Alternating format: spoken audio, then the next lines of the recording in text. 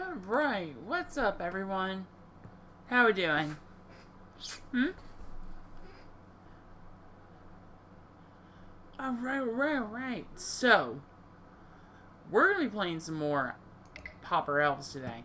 Now, today's a little different. Anyone who's usually pops into my streams or is watching my replays usually kind of knows that. I like to listen to some music. I like to jam to some tunes. It keeps me going, gets me engaged. And I like to also introduce people to music that they may never have heard of before. So, it's all well and good. It's a lot of fun. I enjoy doing it. However, I don't have headphones today, as it turns out. So, this is going to be a totally music-free stream, for better or worse. And hopefully I get some headphones by tomorrow, and we can have some fun then. But in the meantime, I want to just do some Pauper Elves. I want to keep this whole stream train going. I've missed a couple days, but I'm gonna just do like some makeup, some like some more extended streams, and see how it pays off. But yeah, and do some YouTube nonsense and what have you. So there you go. So we're gonna just let some people kind of mosey their way on in here a little bit, and once we get some people up in here hanging out, chilling out for just a minute or two, we're gonna head on in here. So I just wanted to take a quick second so I can get this up here right, and I gotta find it real fast. But I've been working on this sweet new Pauper Elves primer. Now, I've been running up through CoolStuffInc.com, and I was supposed to have part 5 of 5 go live today, but unfortunately, due to a few things, including me getting a little bit sick last night, we weren't able to finalize the piece by today, so it's going live tomorrow instead. And I'll be doing an extended stream to kind of like, talk people through it. I know people want to know how to play the deck better. So, there you go. It's on CoolStuffInc.com. Look, you got all these great authors. You've got Frank Lepore, Mike Flores, we've got Jeff Hoagland, Jim Davis. Jim Davis is fantastic, people. And here I'm talking about matchups, and like you can tell, there's a lot of information here. So if you want to know all about Pauper Elves and all the different little things about it, I've got whole 5 articles. 4 are up right now, and the other one is going to be up tomorrow. If you're watching this, it'll probably be up by the time you're watching this, if I'm being honest. If you're watching the replay, of course. So we got the introduction, which kind of shows a little deck, but then it also shows, like, I talk about every individual card, and it's a lot of fun. Then part 2 is talking about other cards, the lesser known, lesser used sideboard cards. And, there's a lot that sometimes shows up and explains why. See, here's my ultimate rant about land grant and why you should not be playing it. Don't play land grant, please don't. And these are just like the cards that people sometimes play or have considered playing. So I wanted to kind of give shout outs to each of these individual cards and see how they all look. And then I did sideboard cards. So we talk about rather than talk about the individual cards, where it made more sense to do so with the other ones here, we're talking about sideboard cards, which ones are best, how they all interact, and what their role is. So, like, this is board wipe hate, ways to beat board wipes. Here's graveyard hate, creature removal, and that can mean ones on the board, ones are flyers and non-flyers alike, finishing moves, artifact and enchantment removal, life gain, fog effects, basically just all your important beats. You get a little counter magic. Counter magic, since we have that blue splash, sometimes we're trying to use it. And then, obviously, I got matchups like I was kind of showing before. So there's just a little coverage of everything. Tomorrow, what I've got coming out is I've got sideboard guide. And that sideboard guide is pretty extensive. Or at least I'm trying to make it so. There's not really much I'm describing. It's blurbs, the matchups page, and other ones are meant to kind of help you understand and grok how everything's supposed to work and why I'm sideboarding like that. So, let's see what we got going on here. Okie dokie. But yeah, so be sure to give that a check tomorrow. It's all on CoolStuffInc.com. And if you even just pull up the most recent one, number 5, the sideboard guide, it should have all links to all 4 other articles in the top. So, with that, now that I've kind of gotten that little YouTube introduction out of the way, let me see what's up. Hey, everybody. Alright, let's go. Charles, how you doing, everybody? So, nice. I didn't know that wrestling was happening tonight. Jen, how's it going? That Mythic is crazy. I don't know that I'll actually play it anywhere, but I think it's really sweet. I like that they're printing cool and unique effects in Magic cards. And I think a lot of times it's going to be a little win more, but So, anywho, like I'm saying, my article did not go live today, and that was due to the fact that yesterday I both was extremely tired. In fact, I'm honestly still kind of tired, and I was also kind of feeling a little sick. So I ended up just going to bed yesterday, kind of early, and woke up early, tried to get my article finished, and just the last little bits, and we didn't quite get there. And not only that, but I thought I had sent it out a little early to get ahead, because there's obviously just so much content, and I didn't. I didn't send it ahead of time. So it took my editor a little longer to get it finished and sorted out, but it will for sure be live tomorrow, so I'll be doing my extended Elves stream with both my list and C's for Cookie's most recent list, and I'll be playing those tomorrow. So at least 2 leagues tomorrow night. But I want to keep the stream train rolling. I want to keep, since we're talking about Elves so much, I want to do some more Elves action. Hopefully by like Friday, I'll probably do some other stuff. Gotta look at some deck lists and everything once I am a little less tired and have a little more time to kind of sit down and get a feel for like what's looking really cool. But in the meantime, I say we got some people in here. Let's jump into some games. What do you guys think? I'm in. Hopefully we can actually get like a good record. We've kept running into like some really hard matchups in this last couple plays, so I'm hoping for some solid matchups this time around. We'll see how it goes. We got a match right off the bat, so let's see what we got going on here. Capivera. I do not know this person, so we'll see what's going on. I had this out because I was trying to show people something the other day. This is obviously a bad hand. There's no land. Yikes, no land again. So down to 5 we go. And we actually got a good hand. This is really good because we have the island and the forest.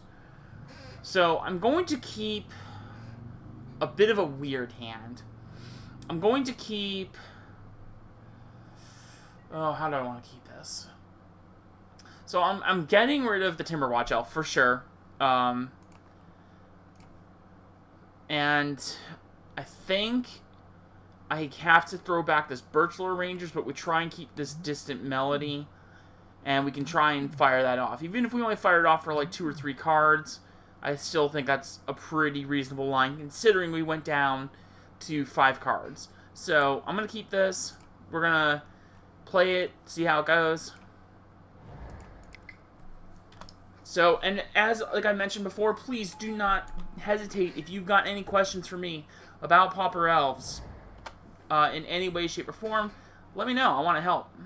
I want to give you all my best advice for how to play this this deck the best possible way. So this is already feeling kind of sketchy to me, kind of rough. It looks like Boros Bully to me, based on the Flame Slash and Journey to Nowhere. So we are in for a rough time based on this hand, and I am not going to cast Finhorn Elves first. I'm going to cast this Kieran Ranger, so that way I can actually play both of them. And hopefully these two stick around, and I can probably fire off this Distant Melody next turn. I think I would ideally like to see another 1-drop creature. Like another small elf, just so I can push the extra little bit of damage through. But I feel like there's a bolt coming. Oh, Faith is looting. Okay, I'm fine with that.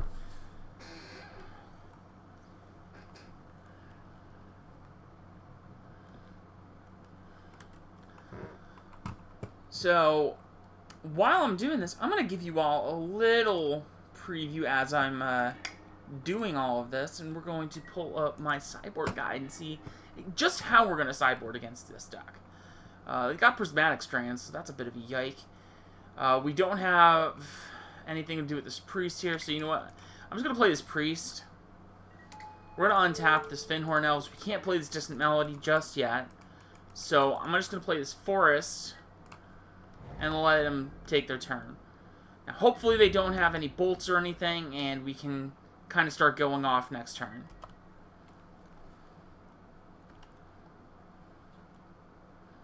So, no removal one time, please. That's what I want to see.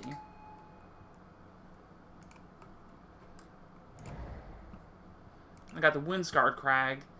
So, it's feeling like they don't have the removal, which means we'll probably get there. Yep, they just went for the clue, which means they didn't really have anything. So, they're going to attack with Seeker here. That makes sense, because they figure that I'm not going to block, which I'm not. But we are going to land this Well-Wisher, and we're going to fire off this Melody for 4. It's not a big Melody, but it's a good one. And we'll just do that. Nice and simple. So, again, big hope that they don't have any removal to hit this Well-Wisher out of the park, because I sure as heck would like to gain a lot of life.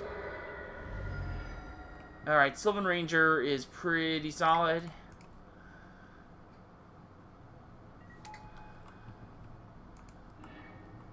Get some land out of our deck. We can gain some life with this Well-Wisher. It's not really a big deal. We can deal some couple points of damage to them, assuming that they don't Prismatic Strands us. And this is cool too, because if it really comes down to it, and we really need to, we can always double. Whoa, hang on. So they're going to Prismatic Strands, so that's fine. I just wanted to make sure that they weren't going to, like, Electrickery me or something like that. Because sometimes a lot of these Boros decks, they run one copy of Electrickery. That's both because, obviously, Boros Bully runs a lot of, like, little 1/1 creatures. Delver does too, and obviously Elves does. So, having one in the main deck usually kind of helps them out a little bit. But my list, the way I wrote this out for Boros Bully, the way I'm going to sideboard, is as follows. I'm going to go... We're going to bring in a copy... We're going to bring in 2 Prohibits, 2 Scattershot Archers, 2 Spider Silk Armors, and 1 Harsh Sustenance. And the reason for that is we want the Prohibits to deal with Aura Fracture, any of their board wipe spells we want to deal with, Leave No Trace if they decide to play that. Some decks play those instead. And we can also stop things like Prismatic Strands, or even something as backbreaking as, oh, I just had it, Rally the Peasants. So, ways that we can push some damage through, but we do have to be wary that they probably are also running some manner of, oh god, what is it? Like Pyroblast or something like that. Something along those lines. Because they know that we have the Distant Melody. So, we're just going to do this. Gain a whole ton of life. And just try and keep ourselves in the game for a little bit. Since we don't really have much actual action. We just got a bunch of 1/1s. And we don't want to just start losing all the 1/1s. Playing Birchlore Rangers face down is actually very good for us. Because it's unaffected then by Prismatic Strands. So we can push some extra damage through if they start to attack with like their entire board. Scattershot Archer is obviously very good again if they decide to go with because they were running so much with Battle Screech and such that we usually should be able to get there as long as they don't like bolt it out of the air or something. Spider Silk Armors help against the Trickeries. They let us block their flyers. Just a lot of good things. Okay, Timberwatch Elf.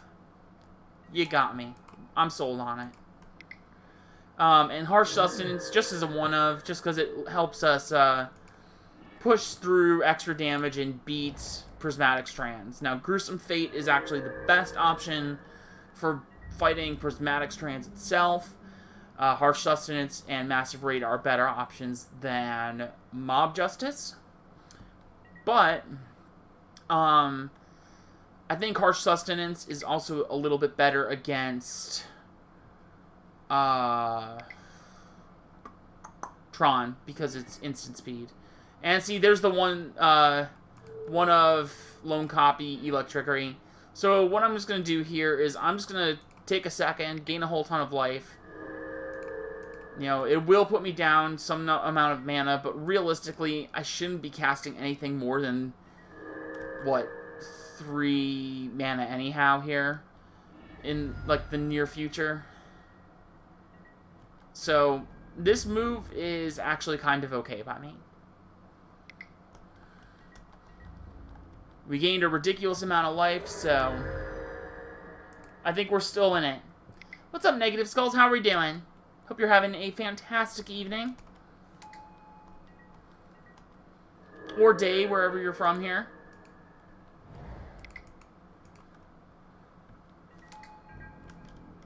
So let's see if I can get them with this Birchlore Rangers.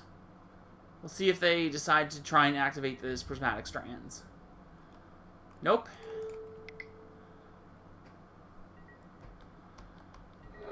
So we're definitely going to get in there for a nice little patch of damage. Nothing crazy, and realistically they're probably just going to go ahead and gain that life right on back in just a second. Yeah, and they got another Seeker of the way, so we're definitely in for quite a time here. Faithless Looting is probably going to manage to get there, and they're probably going to find some removal. But because they've only got one card in their hand, they would have to keep that one card. I think Elves at this current moment are kind of not that great.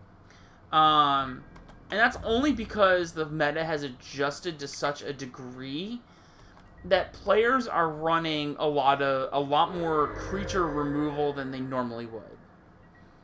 So I think it's not as great right this second, but it is still a very good deck all the same. That's my take on it.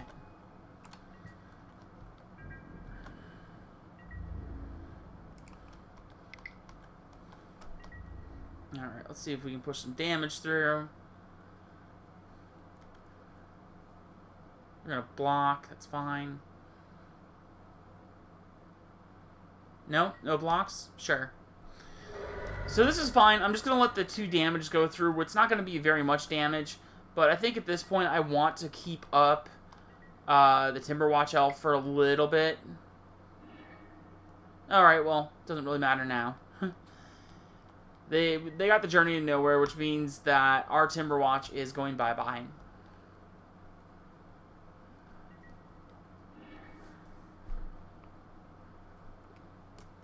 And called it.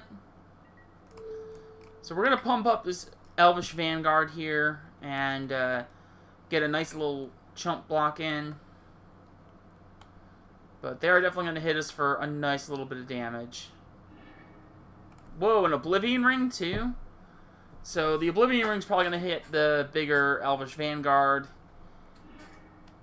And actually, even if it doesn't, which it is, I probably wouldn't even bother blocking in the first place, just because it would probably hold a creature back in order to activate Prismatic Strands and make one of those Seeker of the Ways too big for me to deal with.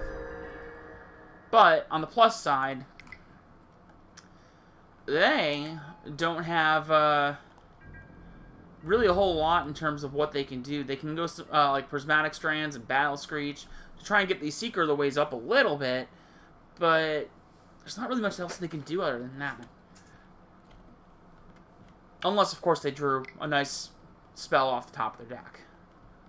Alright, Squadron Hawk is pretty good.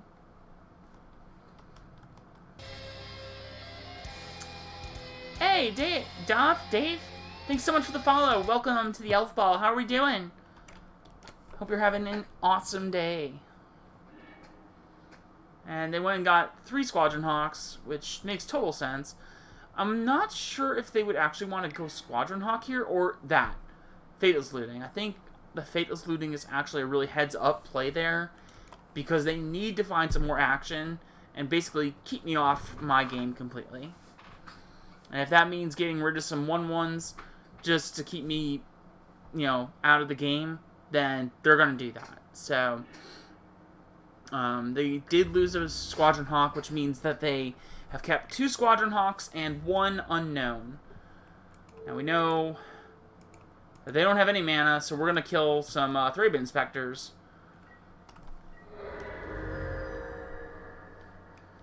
Kind of soak up some damage there.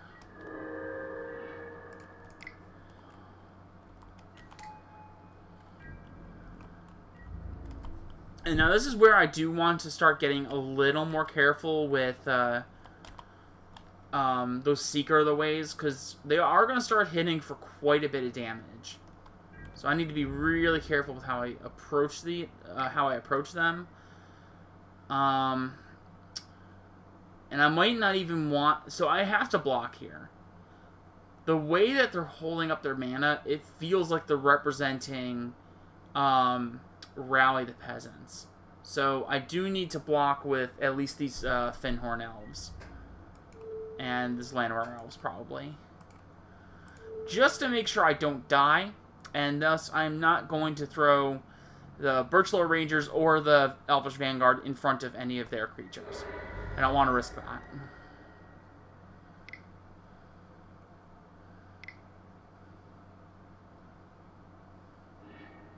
Battle Screech is interesting.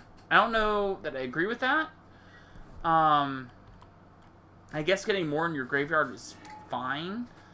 If they had Thraben Inspector, it would make a lot more sense. But no, this is pretty much going to be the game here. So I'm going to pass it, and I'm going to die. One way or another, I'm just probably just dead.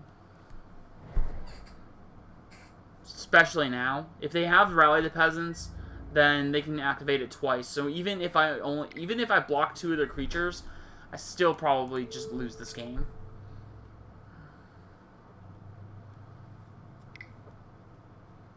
And there it is. So let's group them up and go to the next game. So like I said before, 2 Spider Silk Armors, 2 Prohibits, 2 Scattershot Archers, and 1 Harsh Sustenance. We could bring in some of these other ones. Relic of Progenitus actually isn't too bad, given how many flashback effects we saw.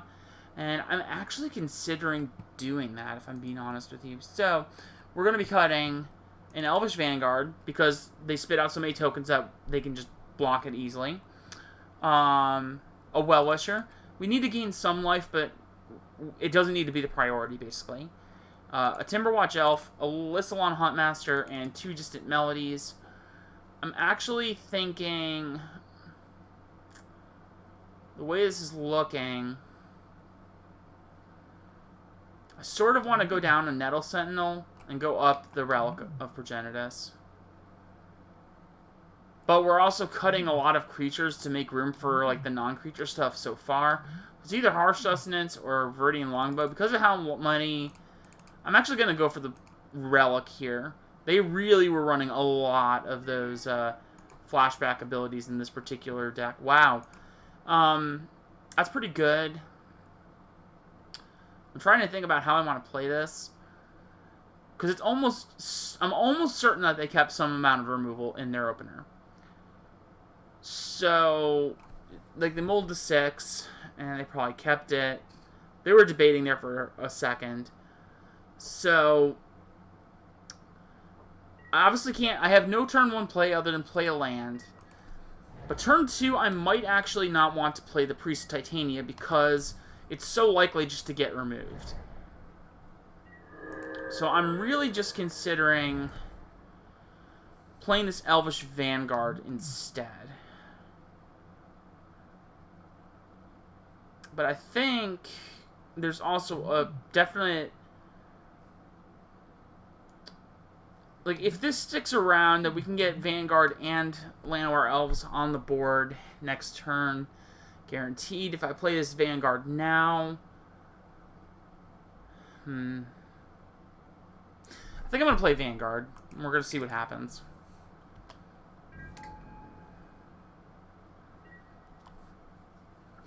It's like, it's a slower but safer route, basically.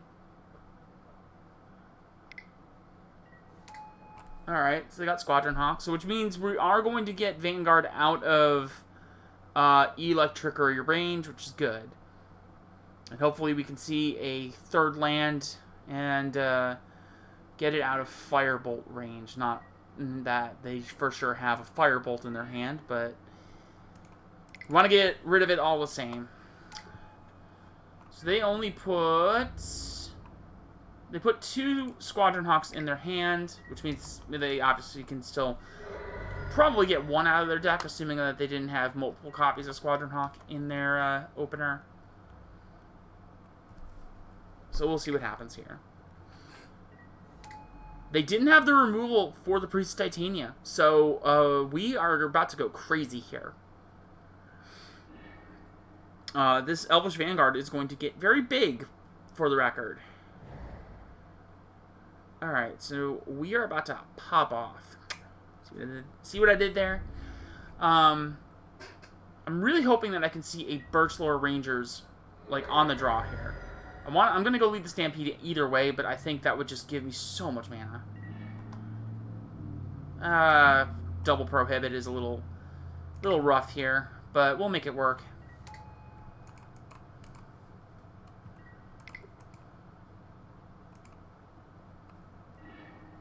And we've got some gas here. So we don't have the greatest. Like, we didn't hit our Birchlord to go off with this Distant Melody. But you know what we did hit? We did hit the Scattershot Archer, everybody. So what that means is those Squadron Hawks, they're not going to stand a chance. So actually, instead of focusing their removal on the Priest, it's probably actually going to go towards the Scattershot Archer first and foremost.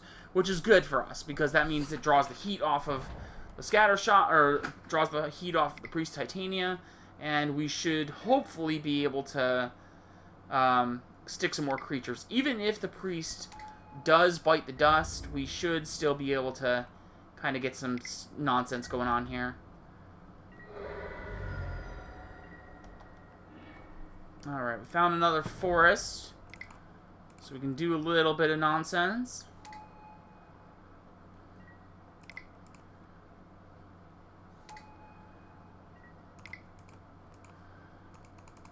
Now I just need to find a blue source, like, desperately. We'll still be able to do pretty well here. It feels like they're obviously hurting on their removal suite a little bit.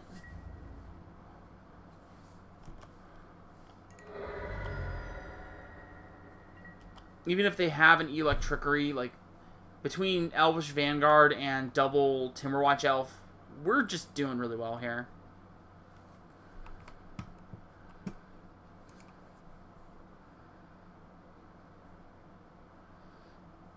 And again, I know I typically like to listen to some music as I'm doing my streams, and there's the electricity. So, totally called that. That's fine. We're good with that. Don't mind that so much because of how our board looks. So what they're probably going to do here is they're probably either they've got an answer to this Elvish Vanguard, or they're going to do that, play the Squadron Hawk. They're going to attack with the Seeker and the 2 Squadron Hawks, and then they're just going to chump block the Elvish Vanguard. Or they're just going to not attack with Squadron Hawks. It's weird.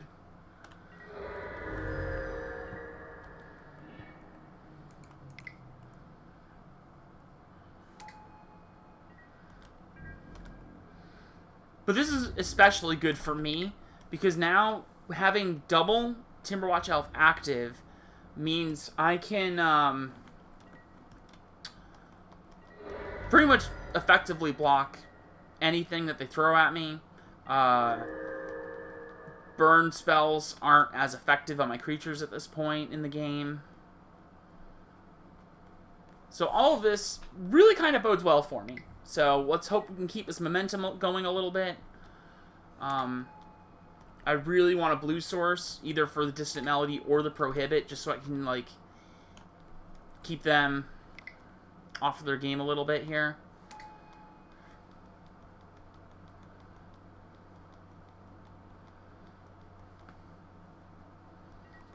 So let's see what happens. It's probably only attacks, yeah, with the Squadron Hawks, and that makes sense.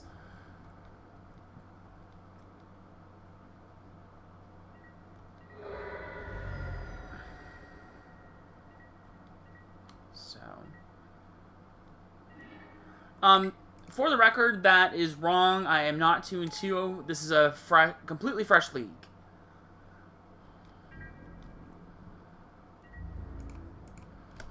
So we're going to attack in like this. They're going to do a nice little block with the Thraben Inspector and the Squadron Hawk. There's no way that they're going to block with the Seeker of the Way here.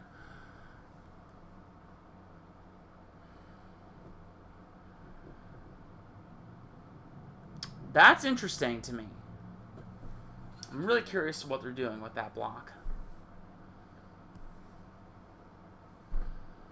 I almost wonder if they have some burn spells. They're trying to get me to use these Timber Watches.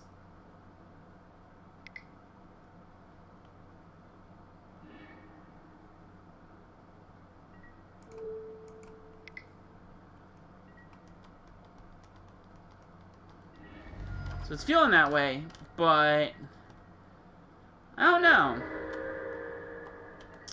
I'm curious to see what they've got at this point and what we're going to see happen. So they do have, interestingly enough here, they do have mana available for Swirling Sandstorm. If they are on a build of Bully that is running that. Some of them run it, some don't. I think most don't. It's been a hot second since I looked at the most recent Boros Bully decks. So the front one on Goldfish does not run. In fact, now I'm looking at it, none of them seem to run it, but it's not something that's uncommon to see.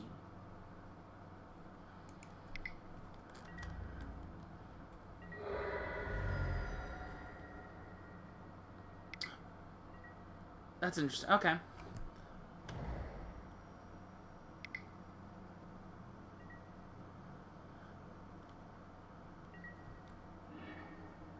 Oh, that's super good. Alright. Can I win here? I can win this! Alright. We got this game. We have lethal locked up. If we attack with 4 creatures, they have no prismatic strands in their graveyard. So, with 6 creatures on the board, any one of these creatures goes in for lethal, because I activate Timberwatch Elf and untap it and activate it again, and that's it. So, on to the next game we go. And we'll see how this all pans out. Now, we did see O-rings. We have seen some other nonsense. There is a case where we should be going in on gleeful sabotage, but I don't think it's really relevant a lot of times. Even if we do blow up their Journey to Nowheres, they've still got other stuff, and we're already kind of diluting our deck a lot, so I don't want to go too deep on that. This hand is okay. I wouldn't call it particularly great, but if we can see another land, if we can stick this Priest Titania and actually get it to stick, Nettle Sentinel plus Verdian Longbow basically just sets us up super well. So I'm going to keep this. It's not fantastic. I'm going to lead with Scattershot Archer, and we'll see if it sticks around or not. We found the second land, so we are going to get there. We'll see if this sticks around. I'm holding my breath. That's interesting. What are they doing with that white mana? Nothing. Okay. Found the forest. Go. I'm trying to think if I should go Priest or Vanguard into Nettle Sentinel into, or sequencing this is interesting. It's weird. I think, given that we have the Scattershot Archer on the field, we play the Elvish Vanguard now. And then follow up with Priest and Nettle Sentinel next turn. I mean, what's the worst case that we've got 4 mana set up with Sylvan Ranger, regardless. So I think it's Vanguard here. We do that. I'm actually going to lead with Nettle Sentinel next turn so I don't get blown out by an Electrickery play. Let's see what they do. 2 mana. Seeker of the Way. Awesome. Whew. That's really good. I almost want to start casting everything. Whoa, I actually kind of do. Hang on. So if I cast this now, and cast this and this, I can't really machine gun as well with Nettle Sentinel, and I do run the slight risk of an Electrickery taking out these 3 creatures, but both Elvish Vanguard becomes no longer in Lightning Bolt range or Flame Slash range, and we still got our blue source guaranteed from the Sylvan Ranger. So I think we go for it. Am I missing something? I don't think I am.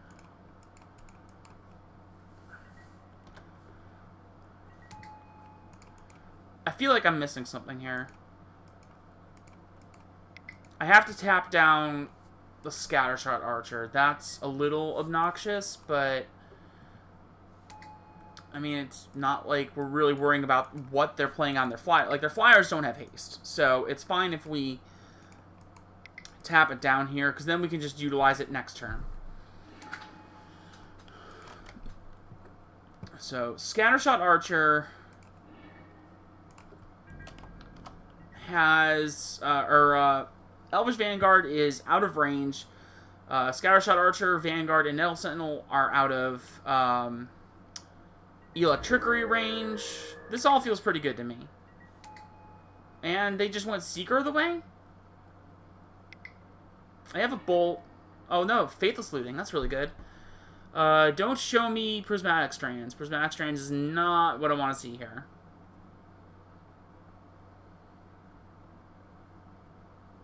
I want to be able to play Verdian Longbow and move it around to approximately 3 creatures. And they went for the Prismatic Strands. So that's a little obnoxious, but we're still doing pretty solid here. And if nothing else, we can force the Prismatic Strands out of their graveyard, essentially. Okay. So let's go for it. Shall we?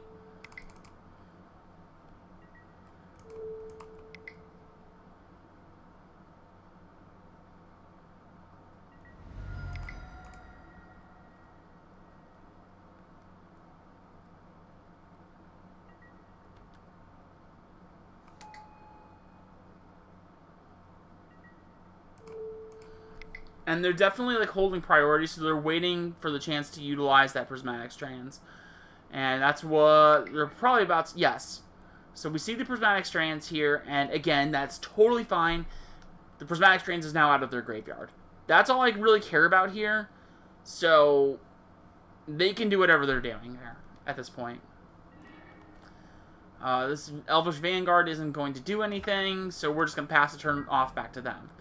But we do have a nice little 6/6 here, so we're going to be getting in for some good old damage one way or another here. We may have to take a few hits from Seeker of the Way just to make sure that this Vanguard doesn't die from, like, Seeker of the Way, Bolt kind of thing, you know? Alright, 3 mana. What are we doing with 3 mana? Faithless Looting. Digging. What are we digging for? I don't have an answer to anything that they're doing. I'm going to yield until next end step, just in case they decide to play a flyer. And they went for the Battle Screech, so I'm okay with that. Variable Inspector, sure. And nothing.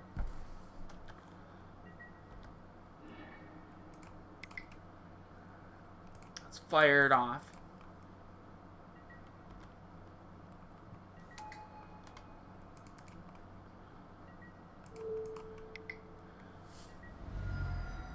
Let's take him out. Only way we know how. They have no Prismatic Strands. Wow, that's interesting. They don't even have, like, a bolt or anything.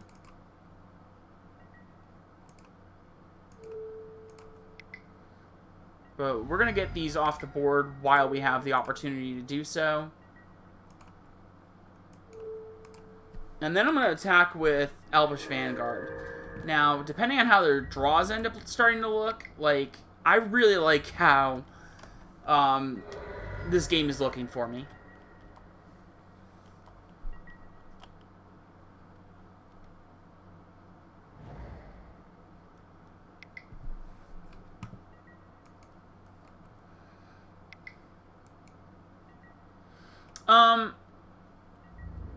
Well, the turn before, they had already cast Prismatic Strands, so it wouldn't have mattered if I attacked or not.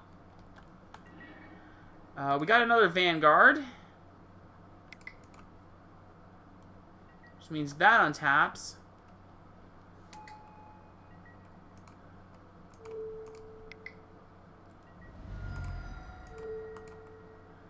And we should just be able to kill their creatures. We won't be able to take them out completely here, but we'll be able to take them down quite a considerable amount of damage.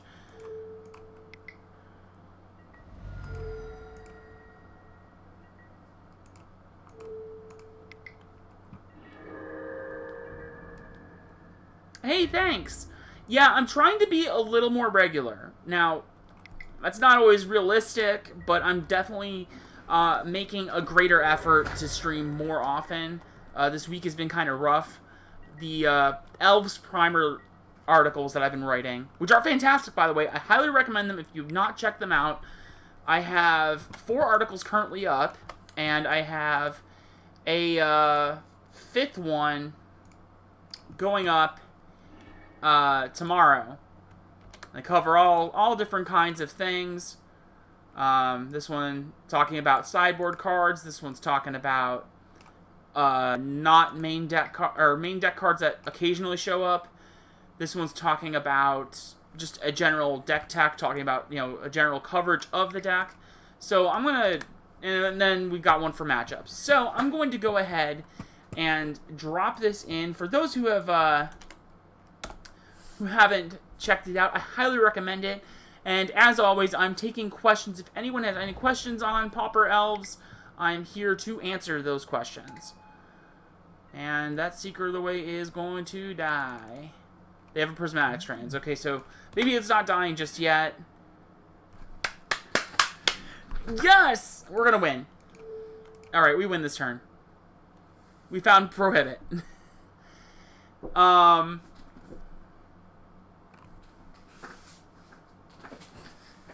early Simpsons is weird. I, like, actually never really watched The Simpsons growing up. So I started watching it, when Disney Plus came out. And it feels jarring going back and watching that. But, on the plus side here, we are 1-0 so far. So, we're going to keep that going, I hope. That was some interesting matches. I think we got a little lucky. Bully usually kind of runs a whole bunch of burn spells. Like, something like 6 in the main deck for, like, bolts, flame slash, all of that. And then usually 1 to 2 electrickeries. So, we got kind of lucky, if I'm being real with you all. So, we're going to see how this all plays out. Hopefully this keeps up. I've been running into, like, the last couple times I've streamed Pauper Elves, I've run into, like, multiple copies of Rakdos Monarch or Mono Black Control. So I've just run some, like, hard matchups recently. And haven't had a positive win, haven't had a positive record in the last couple streams. But it came very close. The games were very good, despite being oftentimes difficult matchups. So, hopefully we get there tonight. 1-0 is at least a good place to be starting off, so I'm pretty happy about that. So, here's hoping that continues. We'll see what happens. But, Liquid, just as a clarification there, I have article number 5. It was supposed to go out today, but I got a little bit delayed, so we're actually dropping it tomorrow instead. I will be doing an extended Pauper Elves stream. I will be playing both my list and C is for Cookies list. And fielding questions that people may have with regards to Pauper Elves. So, this hand is okay. If nothing else, we have all 4 forests to be able to cast our Hunt Masters, which is good. We can go Priest of Titania turn 2 into turn 3 Hunt Master. So this hand is cool enough. It's not the greatest hand, but there's a creed with a lot of like Elves players in different formats. Because we run so much less lands and can't always hit really reliable hands, if we have a hand that actually can play stuff, we probably want to keep that hand. And, you know, honestly, oh wow, they're mulling to 5 cards. Alright, so they mulled to 5 cards successfully, so let's fire it away and see what happens. And I had a feeling we were going to see a mountain, and it is burn. So, this is a yikes for me, everyone. They might kill this Priest of Titania, but they might actually not. They killed the Priest. Okay. That's a risky play. That's like both a risky play for them and a play that they kind of have to make. Wow, we found another Hunt Master. That's a slight yike from me. Reason being, because they kept a hand that was like only 5 cards, and they were on the play, it really doesn't leave them with many burn options. So it's going to be harder for them to really kind of get in there a little bit. They definitely certainly can, especially with the slower hand that I ended up keeping, but it's going to be a little sketchy all the same. If they attack with Firebrand Archer, I'm going to block with this Llanowar Elves. I don't need all the excess mana. And it may actually pay off. If I can see a 1-drop... Oh no, I see another forest. Well, that's not good. So I'm going to play this Hunt Master. We'll see what happens. It might even get bolted. Who knows? If it doesn't, though, I mean, we're actually not doing too bad. So we'll see what our draws end up looking like.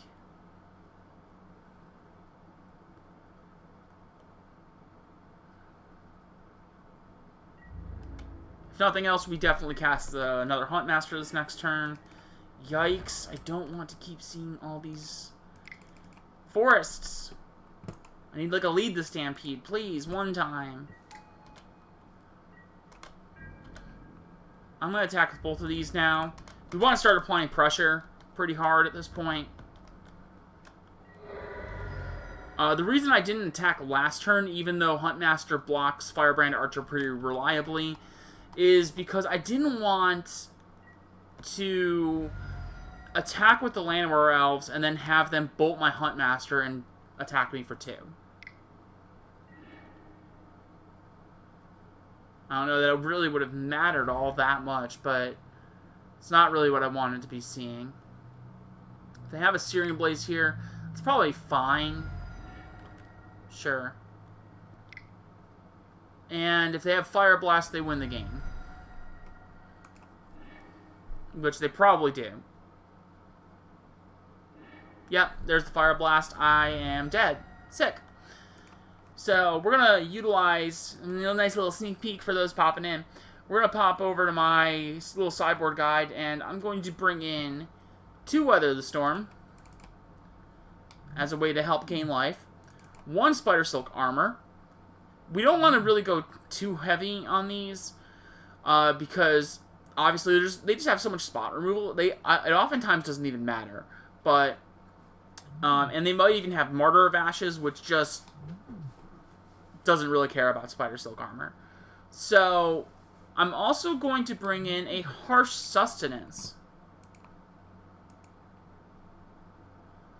Right now I'm on 4 Nettle, no Essence Wardens. You're correct. I haven't been seeing as much burn. Before, like, I was seeing like 2 or 3 in the league. I was hearing from other people that they were seeing a lot, so I brought in a couple Essence Wardens. I feel like I'm not seeing as many right now, so I ended up cutting a few. Yes, and what I'm taking out here is Viridian Longbow, 2 Distant Melodies, and a Lissalana Huntmaster. As you can kind of tell, Lissalana Huntmaster really wasn't doing a whole lot there. That's a terrible hand. His hand is better, but it's still pretty bad. I'm going to throw back this Huntmaster. I don't think it's really going to do anything. And his hand isn't even that good. We're probably just going to chalk this match up to a loss. I don't want to go to 5. I think that's really risky, especially against Burn. But what's going to happen is I'm going to play this Nettle Sentinel. They're going to just ignore the Nettle Sentinel. And I'm going to play the Well-Wisher, and they're going to bolt the Well-Wisher. If I can draw a 3rd land, then sure, I can start playing the Timberwatch Elves. They might bolt those. We'll see what happens. I don't personally care for Invoker. Seas for Cookie likes it. I really don't. I think going wider with your Huntmaster tokens is pretty good in a number of matchups. But that's my personal opinion. I totally see why Wildheart Invoker is being played in place of a 4th Huntmaster. It actually does make some sense. Me personally, I don't necessarily care for it. So.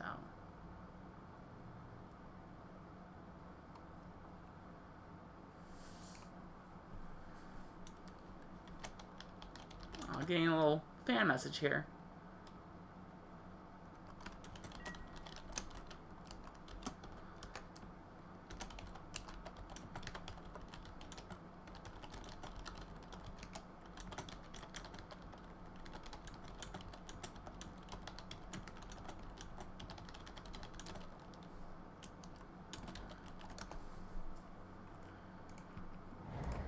So let's see what happens here. Yeah, I'm not a fan of Crusher. There's not really a lot of circumstances where it's actually particularly good, in my opinion.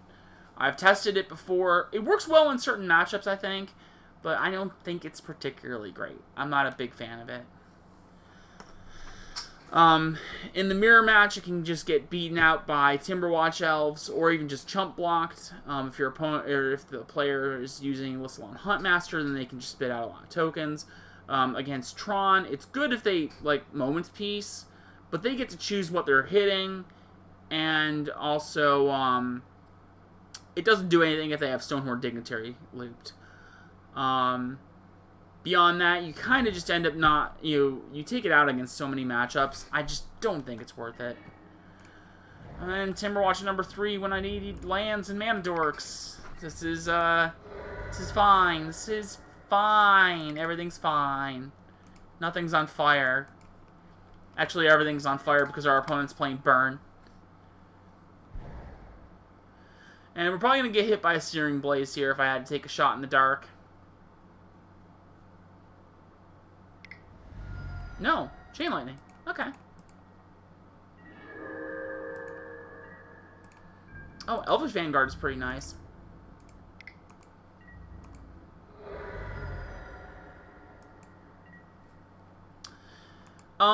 So... Huntmaster is actually kind of weird versus Tron. I do think I want the 4 of, usually. And I actually usually cut Timberwatch Elves. But if they start going Dinrova Horror... If they Dinrova Horror a token, then the token actually doesn't go back to your hand, and you end up just having to discard any other card that just happens to already be in your hand. It's not bad, but it's shaky. It's risky. A little dangerous. And hitting another 3-drop with only 2 mana. That's unfortunate. We're going to get... This Nail Sentinel's going to get blocked. We're only going to deal 1 damage with Elvish Vanguard, and it's not looking very hot for us right now. It's looking very hot for them, though. Good old Burn player. Everything's on fire.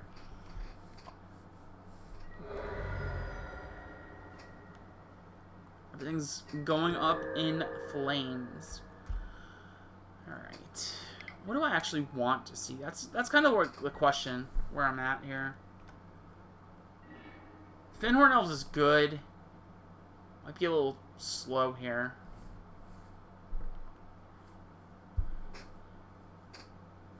It's good because next turn I can start playing like Timberwatch Elf. But I don't think it's going to be good enough.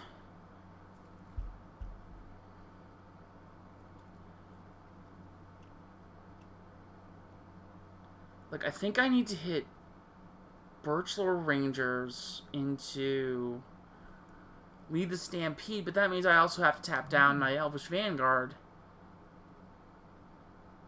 So my plays and draws kind of get a little risky there. And I think I would basically be trying to bank on hitting Kieran Ranger and probably like 1 or 2 other cards.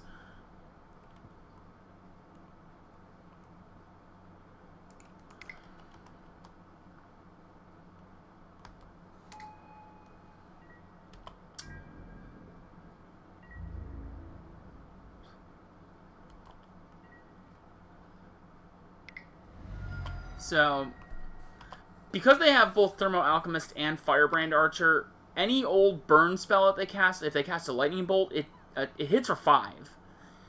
So, if they have 2 Lightning Bolts and a Fire Blast in their hand right now, I just lose. Or now they can even just have 3 burn spells. Needle Drop suddenly becomes a Lightning Bolt, or I guess rather a Lava Spike, and they draw a card. So... This is not going to go very well for me. I'm about to die.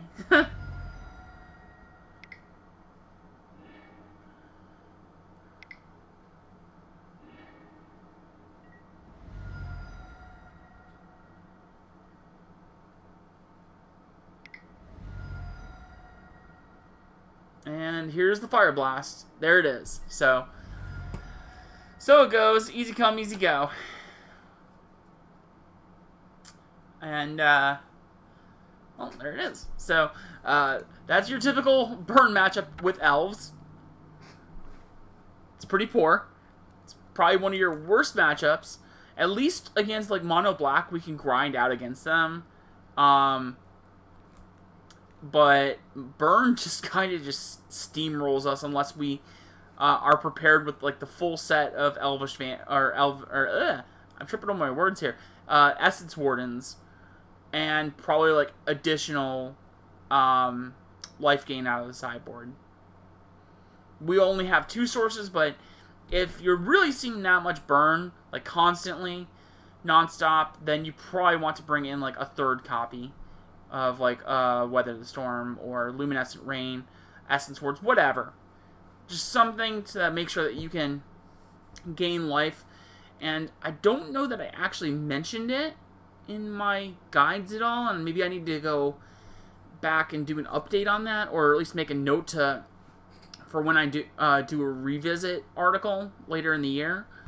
But Essence Warden is really good against burn, because as you kind of could see there, if you cast a Well-Wisher, your opponent will go bolt it, and it leaves the battlefield. It's gone before you have a chance to activate it. So you don't usually get there with Well-Wisher. If you play Essence Warden, though, and you go Essence Warden and then play like 2 or 3 creatures after that, heck, even 1 or 2 creatures, then you actually still gain some guaranteed life. Even if those creatures get removed, you both gained life from the Essence Warden, and you also technically kind of gain life because your opponent threw a bolt spell at Essence Warden as opposed to your life total.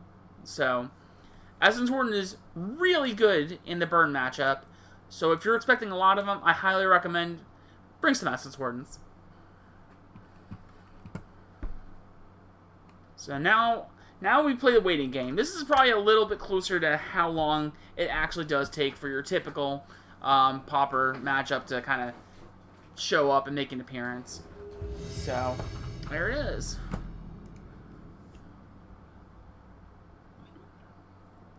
Alright.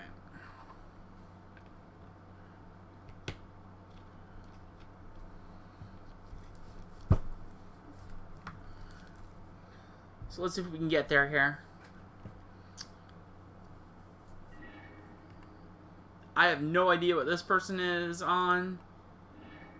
So we're just going to wing it. The hand is exceptionally medium. I think I keep it, toss back a forest. And so I go... I can't really use this longbow, though. I'm going to throw the longbow back.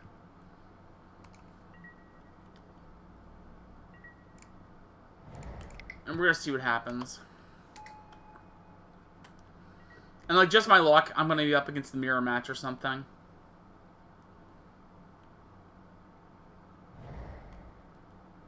Delver. So I'm wondering if I should have kept that, but also just being able to stick the landing on these Timberwatch Elves is probably going to be good enough.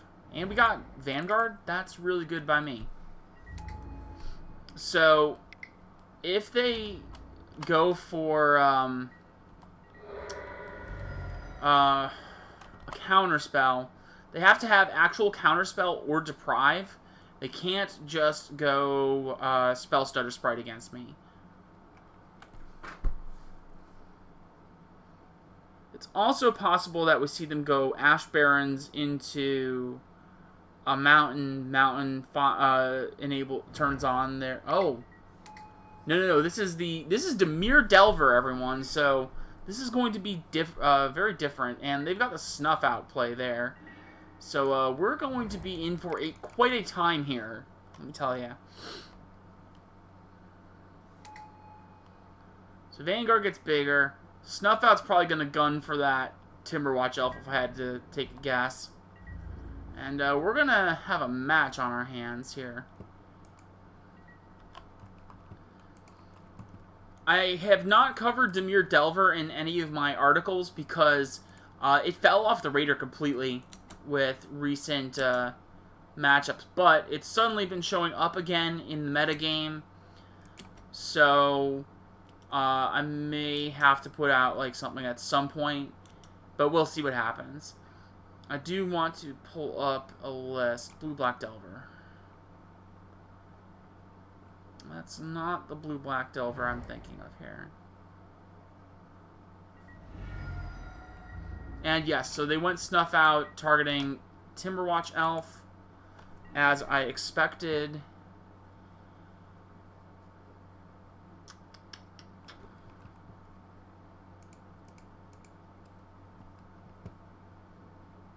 Nice. So I think what I'm going to do here is I'm going to go for lead the Stampede while they don't have any counter magic up.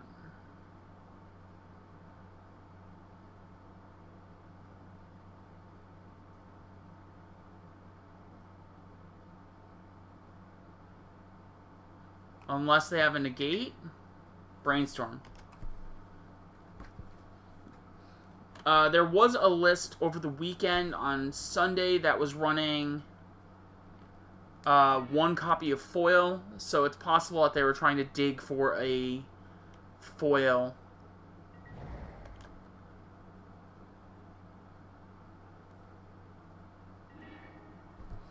But we got our stuff down, so we're going to get Sphinhorn Elves on the board. I wish we could have hit a... oh, God, what is it?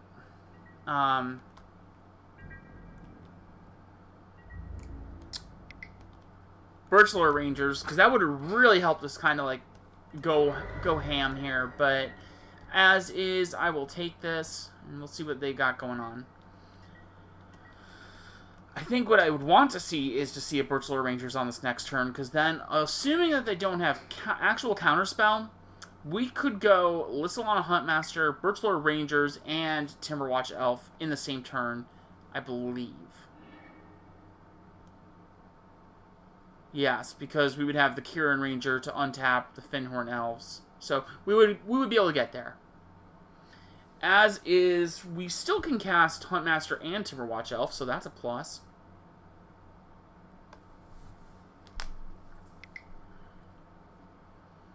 Feels like they're going to go for a, Gurmag Angler here.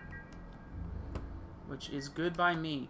Our Elvish Vanguard is going to get nice and big. Show me Birchlore. No, but that's not bad.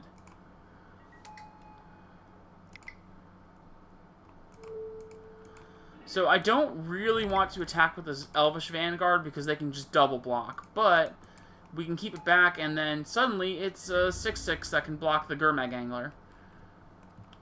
But I do have to be careful because what they're probably looking to do is to go...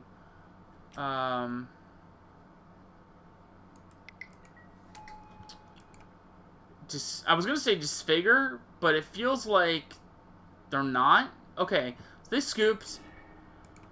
So, I need to find a list here real fast. Alright, I found the list. We're probably looking at something along these lines right here. So, we're going to see Nauseas come in. Probably Thorn of the Black Rose. Maybe.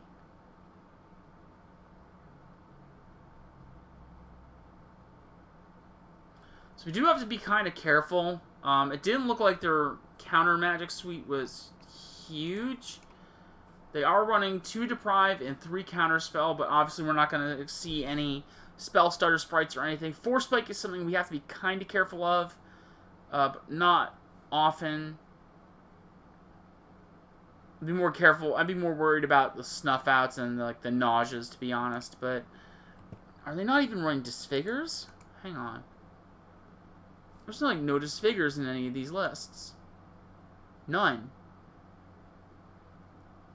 That's so weird. Okay.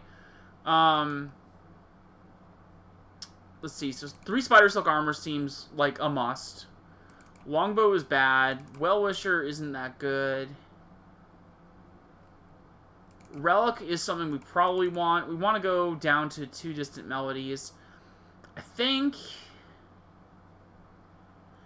2 is still fine because of how their deck looks.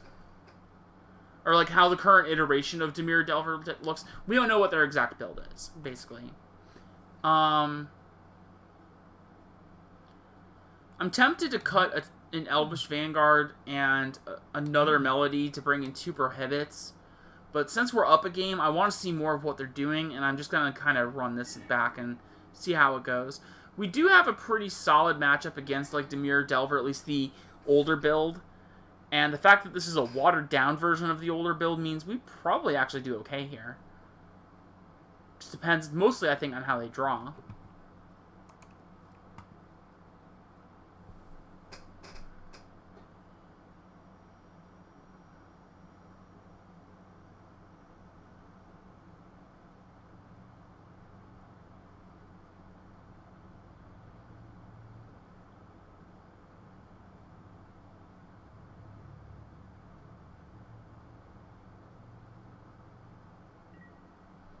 They mulligan into 6. That was an easy mull from us. So we're going to keep this hand. This hand looks bonkers. So I can keep this hand, play Forest, play Llanowar Elves, and then I can follow it up with Elvish Vanguard into Nettle Sentinel.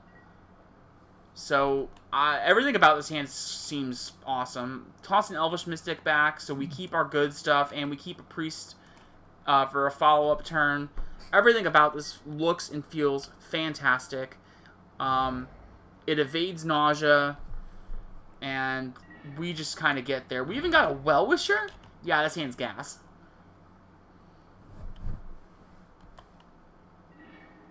So we're just going to see what happens here. I'd be curious if they snuff out. That would be kind of bad, but I also wouldn't be too terribly surprised. I've seen some sketch plays in the past.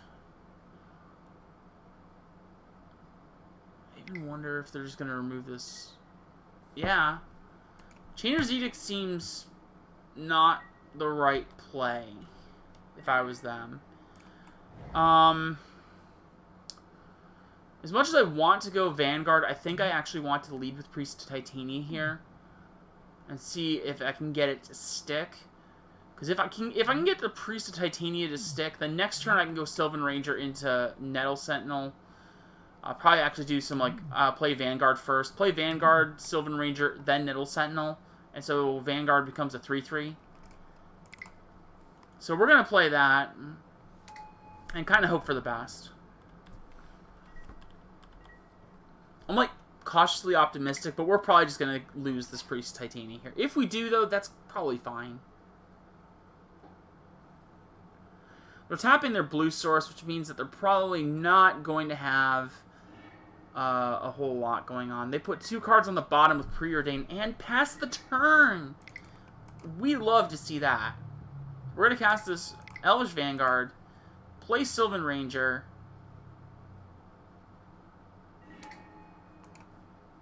Our Vanguard is going to get nice and beefy. We're going to find another Forest and play Nettle Sentinel. So our Vanguard is definitely a 3/3.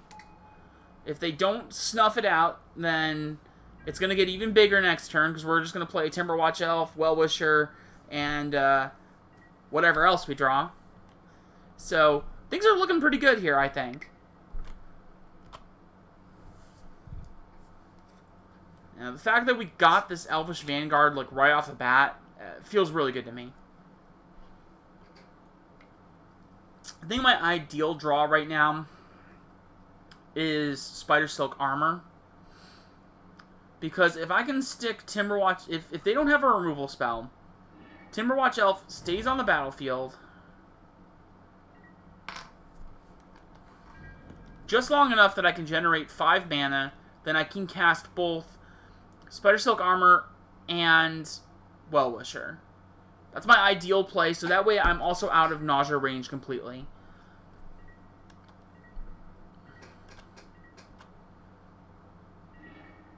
Boom! Called it. Called that shot.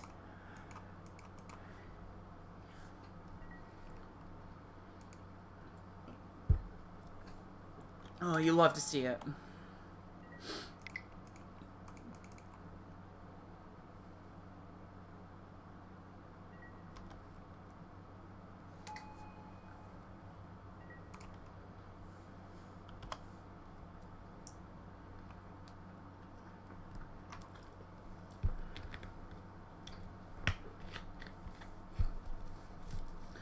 And this is super good, too, because it puts our Nettle Sentinel and our Timberwatch Elf out of Echoing Decay range. And they recognize that, so what they're going to do there is use Echoing Decay on the Timberwatch Elf while it's open.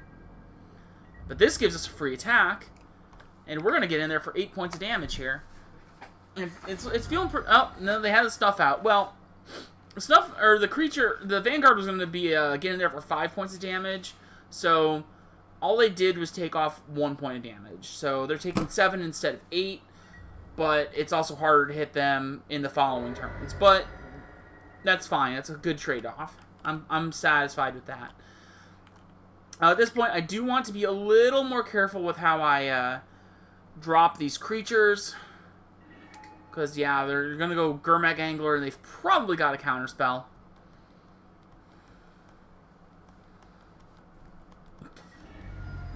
Snuff Out on the Well-Wisher is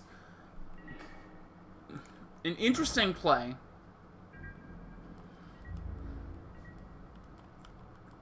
I like it, but I don't, because it also means it's harder for them to attack well.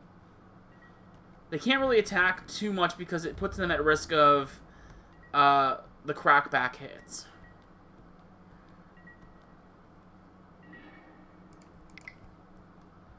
So I'm going to cast this. We're going to see what they do. If they actually decide to counter that, I don't really care.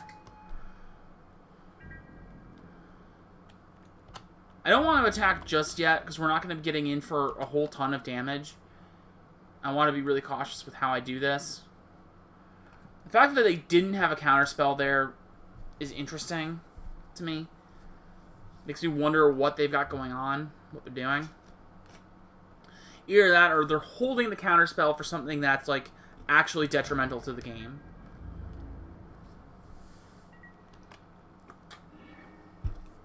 Alright, we're going to see if this resolves.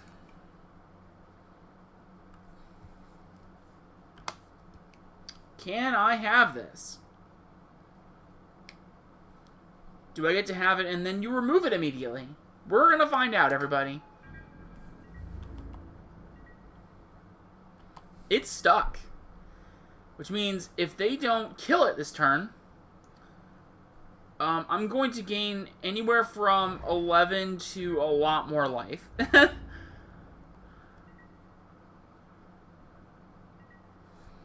We're getting very close to a point there where I should probably actually start attacking them.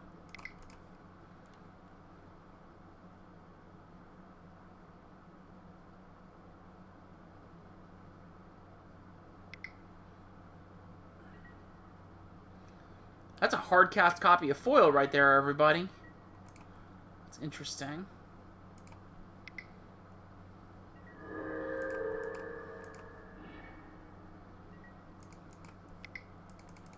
So we're gonna just gain a whole ton of life here and see what happens. We're just gonna try and force them out here. If they get deprive, then I just need to start being careful with how I make my plays.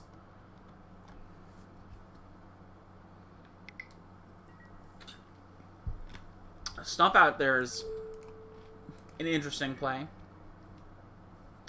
I'll gain myself 5 extra life just to make sure I'm still in the game here. They don't have a counterspell, so this would be the best time for me to line up a Lead the Stampede.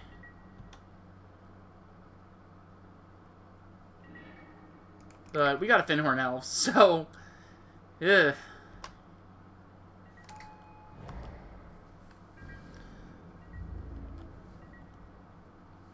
But they're not really doing anything, and they're not going to do very much here. So, I'm kind of good with all of this at the moment.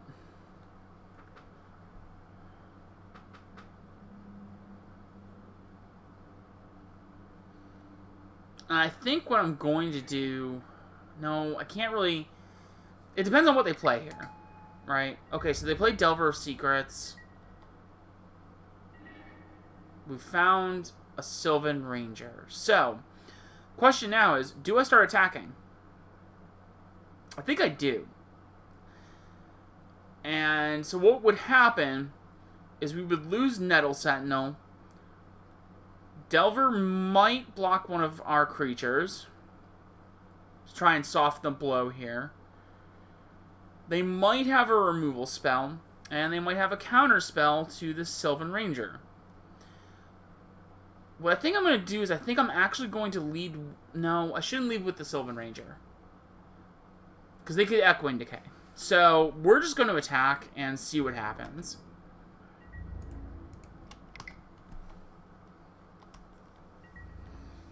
Because I think if there was ever a time to really start trying to go in, now's that time.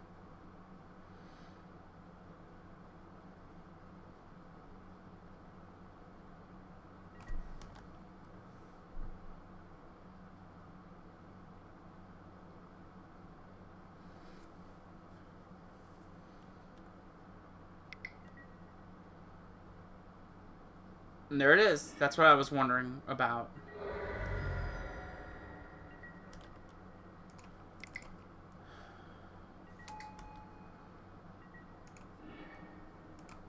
So we're going to get our island. We're going to play the island and pass it to them. So what is on the top? Diabolic Edict. That's super cool.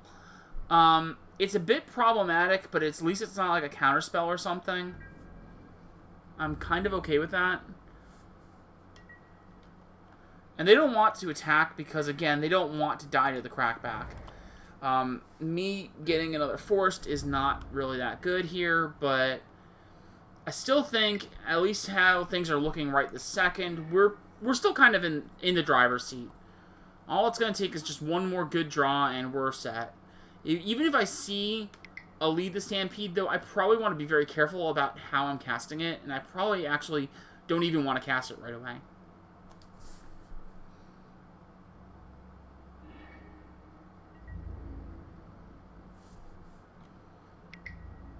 That's an interesting attack from our opponent. I think this is where I do want us to just holding back my creatures a little bit, or holding back my spells. I have plenty of mana. I'm not hurting for it. Let's try and hold back until we get to the point where we need to start battling through some counter magic.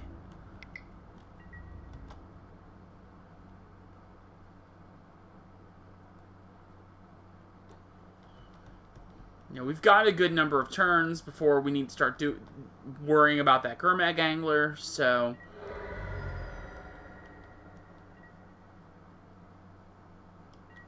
I'm kind of good just holding back for the moment.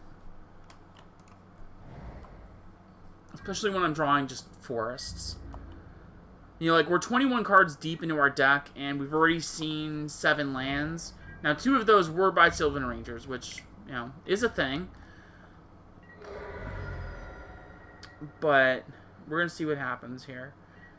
They've still got 3 cards in hand. And, wow, we see another forest. This is not what I want to be seeing. So we have 5 more lands in our deck. And hopefully I don't see any more. They're still playing lands. It's interesting.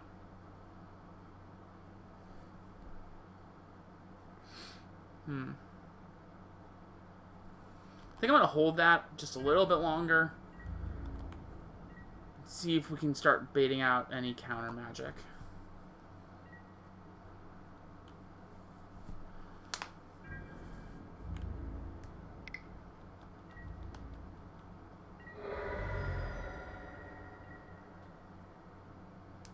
See what they got.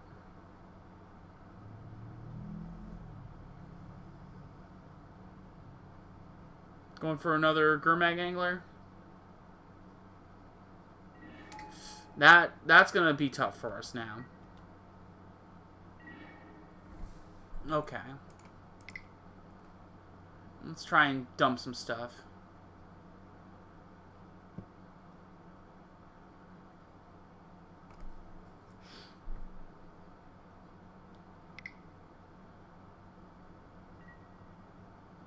Sure, they went for the Deprive.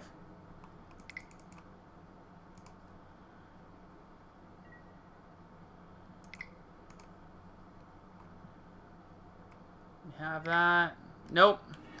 Counterspell. So what they're going to do now is they're going to play Deprive. Deprive is going to... Or they already played the Deprive, so Deprive picked up Mystic Sanctuary. Mystic Sanctuary is going to come down. It's going to put the land or the Deprive on top of their deck. And if they have any kind of draw spell, then I just lose. They've got a Delver. And I have to... I'm not going to block anything just yet. I'm going to 2, but we still have a shot. It's a very outside shot, but we do have a shot. Show me something good. Lead the Stampede. Elvish Vanguard. That's not going to do it.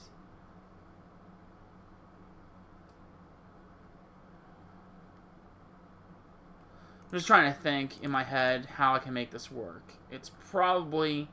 I still just lose. They have a counter spell. So let's see what's on top of their deck. And I probably just die. Excellent. And it flipped. So and it's a Deprive. Yeah, we're super dead no matter what I do here. So, we're just going to run this back. Everything here felt pretty good. We just ended up just kind of drawing dead. We drew 8 of our 13 lands, basically, in quick succession. We didn't see any Lead the Stampedes or Distant Melodies. They were just some bad draws. It happens. There's not much we can really do about it. I arguably got a little careless with the one attack that I made. Maybe I should have held it just a little bit longer. But it felt okay in the moment. This hand is good. I'm going to keep this. Again, I wish I had something a little bit more, but we can go Finhorn Elves into turn 2 Vanguard, and we can take it away from there a little bit. I might not even play the Vanguard. I might actually go Sylvan Ranger. Play Sylvan Ranger, attack with Finhorn Elves. I guess it depends on what my draw looks like. Because I don't want to play Finhorn Elves into Elvish Vanguard and then have my board get wiped. That's what I don't want. I don't want to get hit by a nausea.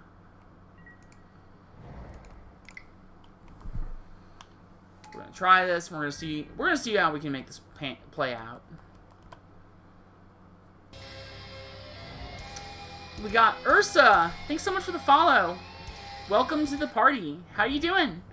And we have the Nell Sentinel, so this actually plays out well for me. So we can go for the Elvish Vanguard and then the Nell Sentinel. So this is good, because then next turn we can go Sylvan Ranger, get our land, have Well-Wisher. This is what all looks great to me. This is exactly the kind of hand that I want to be keeping.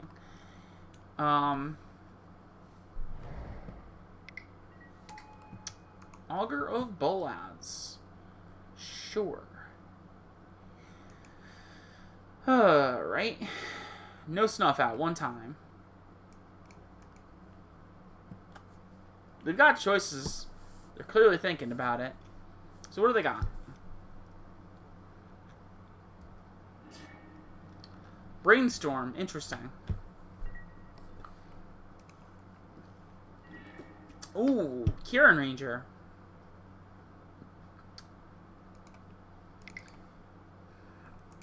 I think I'm good with the Kieran Ranger not landing this turn.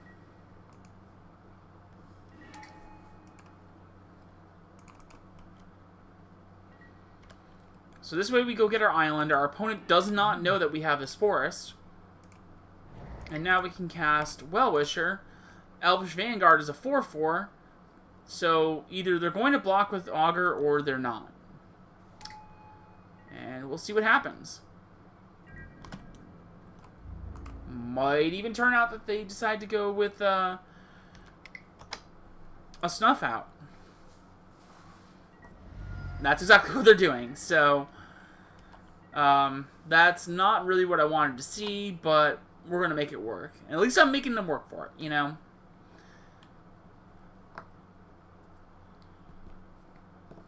So we're going to see what happens. And hopefully I can get some good draws, get some, like, Lead the Stampedes and Distant Melodies and fire them off nice and quick.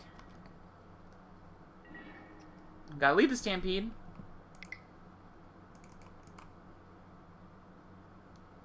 Show me the goods.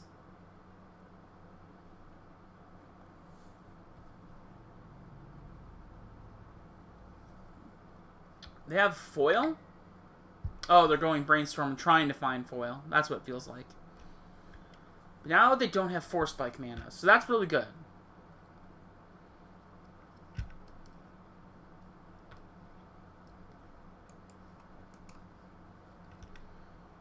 So that means I can make some slightly riskier plays. Probably play Kieran Ranger into something else, depending on what my draw looks like.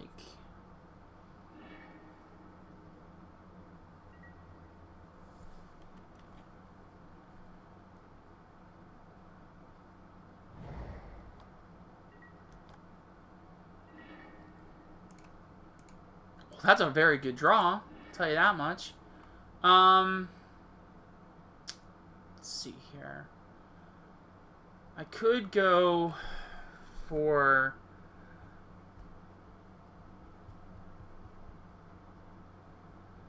Kieran Ranger to play 2 creatures, but I think what I really want to do here is play the Forest, play Nettle Sentinel, and a Pauper Elves, because I don't want to play Fyndhorn Elves right now because it's at risk of getting hit by an Echoing Decay. So, let's play Nettle Sentinel. The Nettle Sentinel can also get hit by Echoing Decay, but I also think it's a little bit better because it's not at risk for Nausea or Shrivel, whichever our opponent wants to play. And then we're going to gain 6 life and pass the turn back to them. After that, we get access to Lissalana Huntmaster into Kieran Ranger and Fyndhorn Elves, depending on what their draw looks like.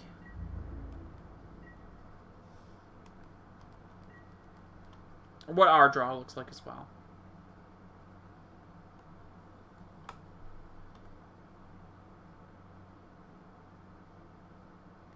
So we're gonna see what happens here.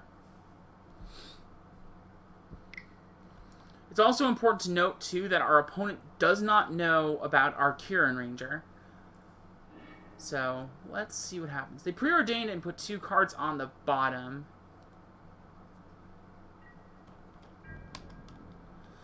And they're keeping a blue mana and a black mana open. This is really interesting because they're not playing lands. So they're playing another preordained. We're going to see if they find something else. They're probably trying to get in our land.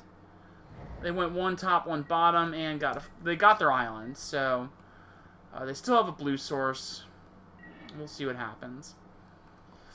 I don't know how I feel about Nettle Sentinel number 3. That's gonna lead to such a blowout. I'm gonna attack with these 2 Nettle Sentinels. One of them's gonna get blocked by Augur of Bolas. Or am I just gonna get hit by an Echoing Decay right now? I'd be okay with that, actually. I'd be totally okay with that. Because they don't know that we got Nettle Sentinel number 3. And they're doing it! Hell yes! That's fine by me. So that's actually really good, too, because it then takes away from their ability to go, and kill our Elf Warrior tokens. So we baited out the Echoing Decay there.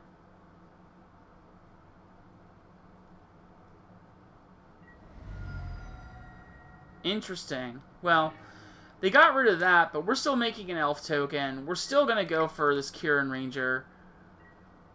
They know that we have a Fyndhorn Elves left, and I want to be careful with how I do this. I can cast this other Fyndhorn Elves, but I also run the risk of putting myself in the range of Shrivel or Nausea, but I think I just have to go for it here.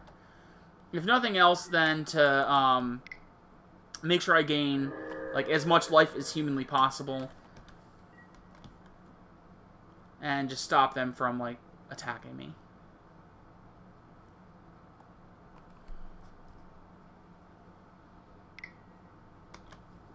Augur, sure. Augur finds. No cards. So that's really good for me. And another Augur. Sure. Augur finds. Looks like I got some choices. Let's see what they choose. Snuff Out. So they have the Snuff Out for the Well-Wisher. Or anything else. And they might actually use it on the Well-Wisher, so we'll see what happens. But we're going to cast this nice little nifty old Priest of Titania. We're going to activate this Well-Wisher. A couple times.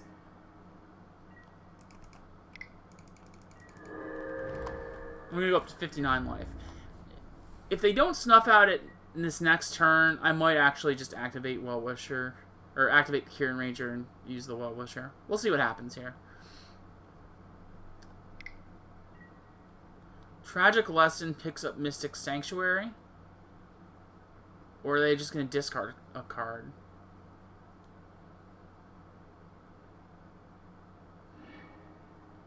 It's really interesting that they picked up Mystic Sanctuary. Okay, so they did have a third land.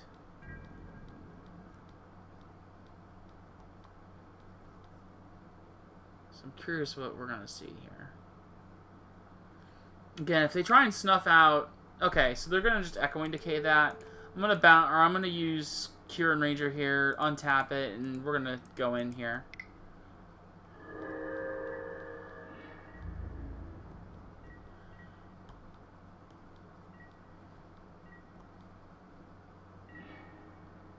Alright. Lead the Stampede is good.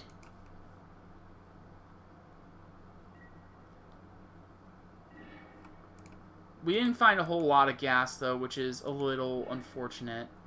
But as long as they don't shrivel us, I think we should just start attacking next turn. I might have to, like, look at my board and do a little math, but...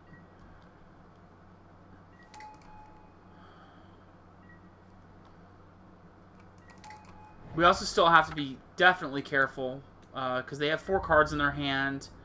We've got 2, 4, 6, 8, 10, 11 creatures. I can get 8 points through. Okay, now it's less than 8. They got another Echoing Decay. So they would hit either Kieran Ranger or Priest of Titania in that case.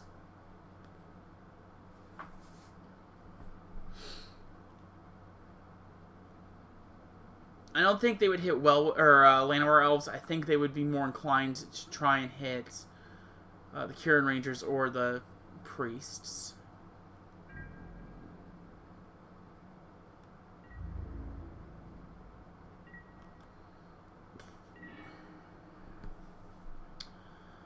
So we've got another Sylvan Ranger. Let's drop it. See what happens.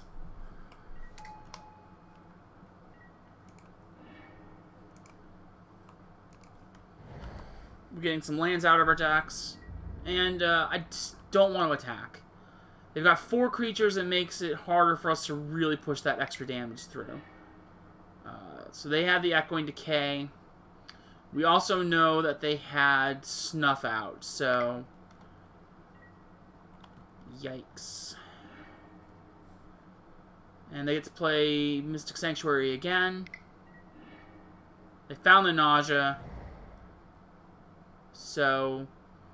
we can still get there, but it's going to be a little on the tricky side.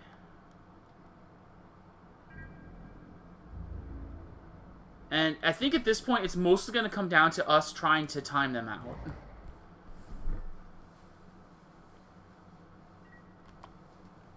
Which is a real win condition, so... you know, we're up to 68 life. As long as we can start to try and get some stuff on the board... it's pretty good.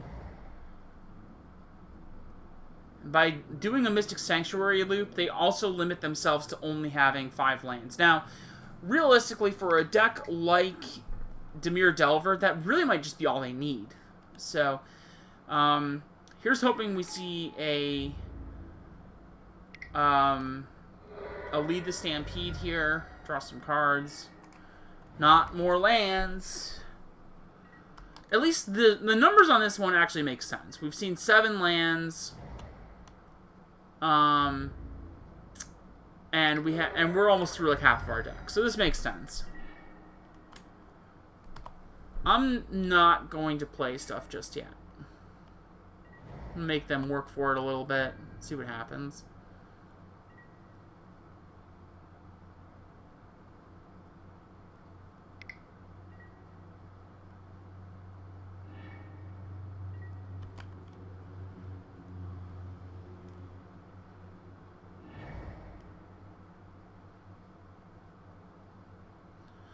So we're coming in for 12 points of damage every turn.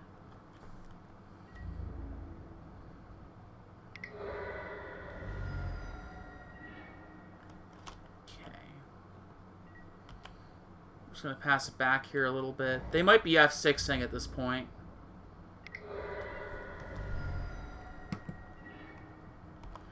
We're going to give it one more turn, and then we're going to just try and go off a little bit here.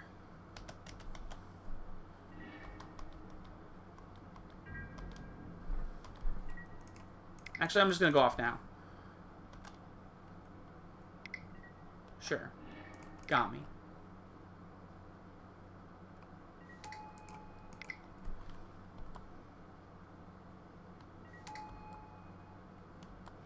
But now I have blockers, so... Oh, they found the other nausea. Okay. That actually buys me a little extra time, though. Maybe not too much, because they did find another Gurmag Angler.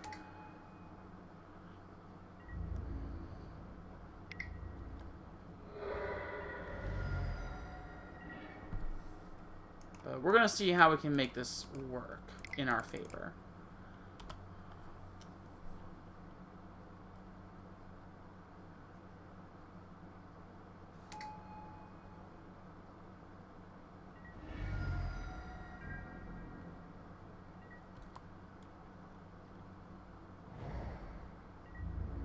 Spoiler alert, we probably won't, and they're probably still going to manage the win. Yeah, okay, they got it. So, that's fine.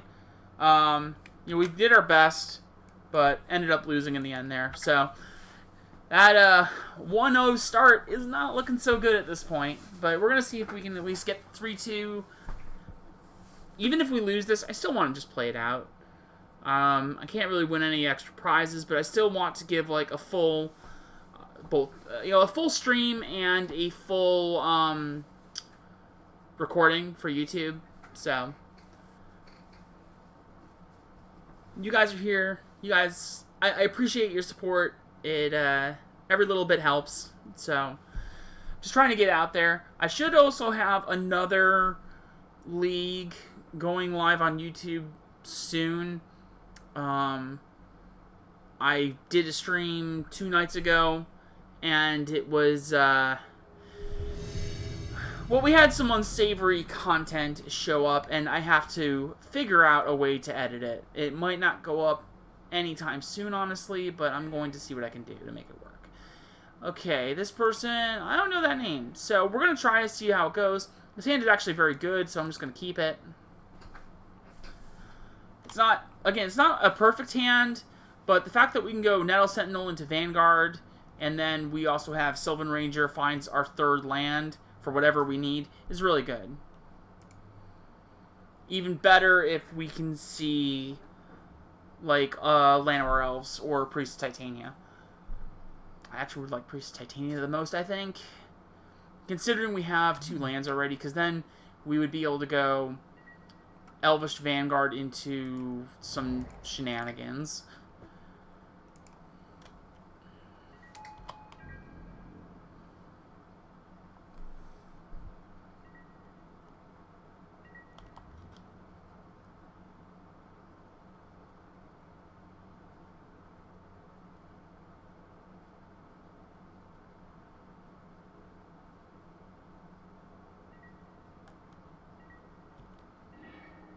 That's interesting.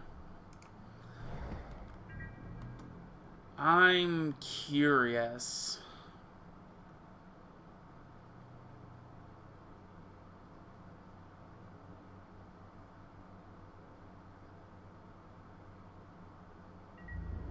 I doubt they F6'd.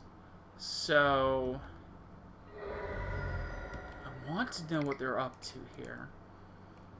That sort of smells like one land spy, but also doesn't.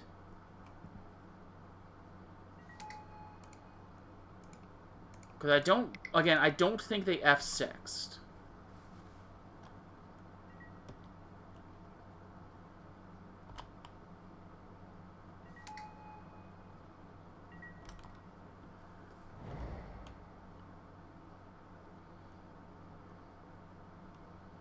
Are we on a mirror match?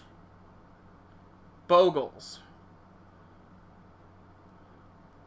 That's weird. Why did they... Did they, like, keep a no-lander or something? That's kind of, like, the only explanation I could think of. I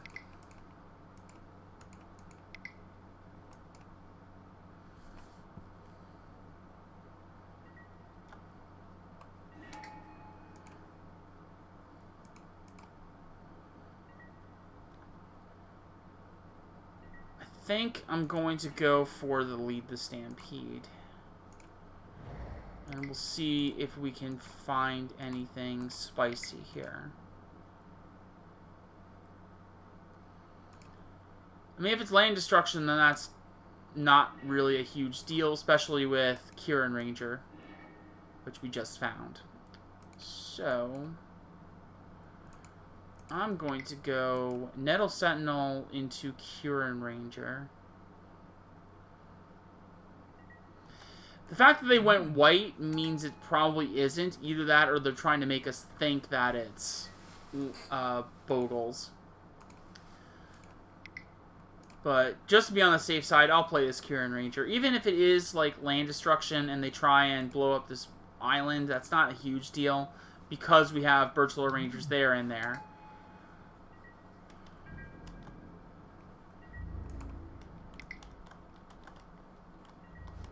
Yeah.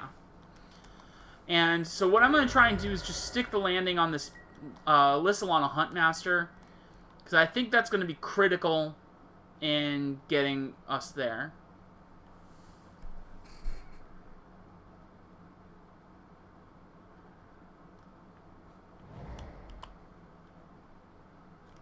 Actually.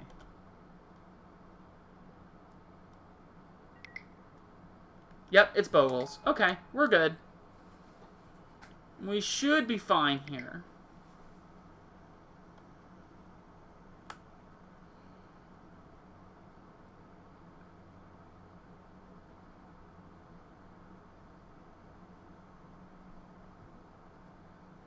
That's fair. So we got Ethereal Armor. Do we have the Rancor? Or Spider Umbra, I guess.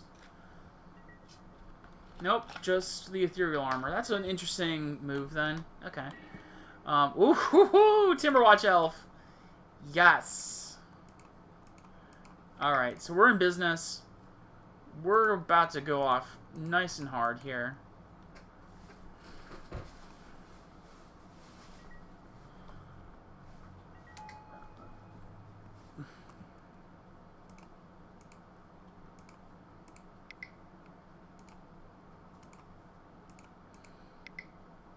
Play the Elvish Vanguard first.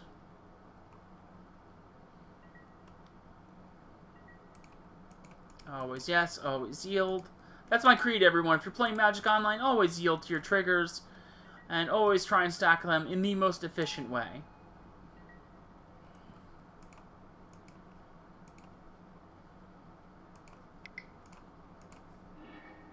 Play another Birchlore. So this Vanguard is going to get nice and beefy.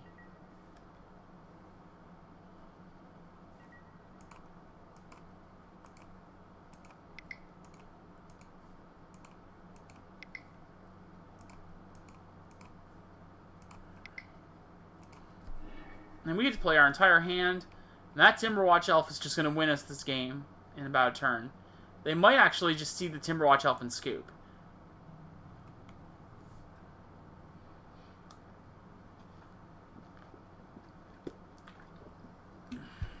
Nope.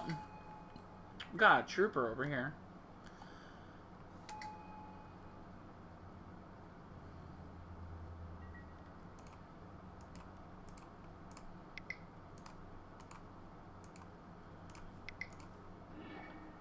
cast that. So one other thing too, if I had clicked one of the Nettle Sentinel triggers, I would have had to click either the other Nettle Sentinel trigger or the Lissalon Huntmaster trigger. I've mentioned this before, and that's what I mean by stacking your triggers.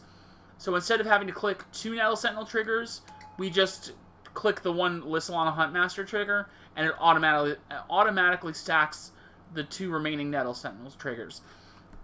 What that does is that just saves us time, especially since we're a pretty clock-intensive deck.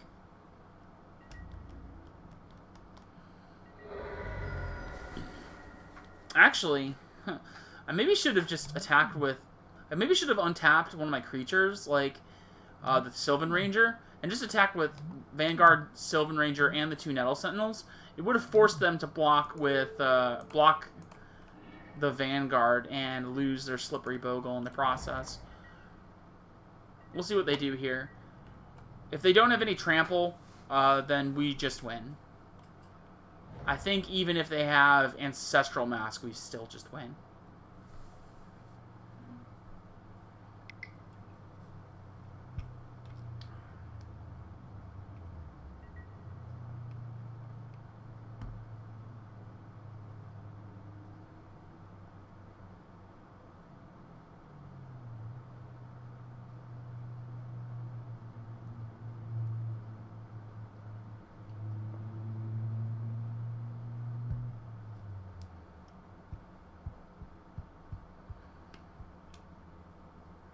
Alright, so they're just scooping. So what I'm getting, the impression that I'm getting playing this match is that our opponent has never really played this deck before. They're really slow on their plays. It's possible that they recognize my name, but I don't recognize theirs. So, I'm going with my gut here that they just don't know who I am.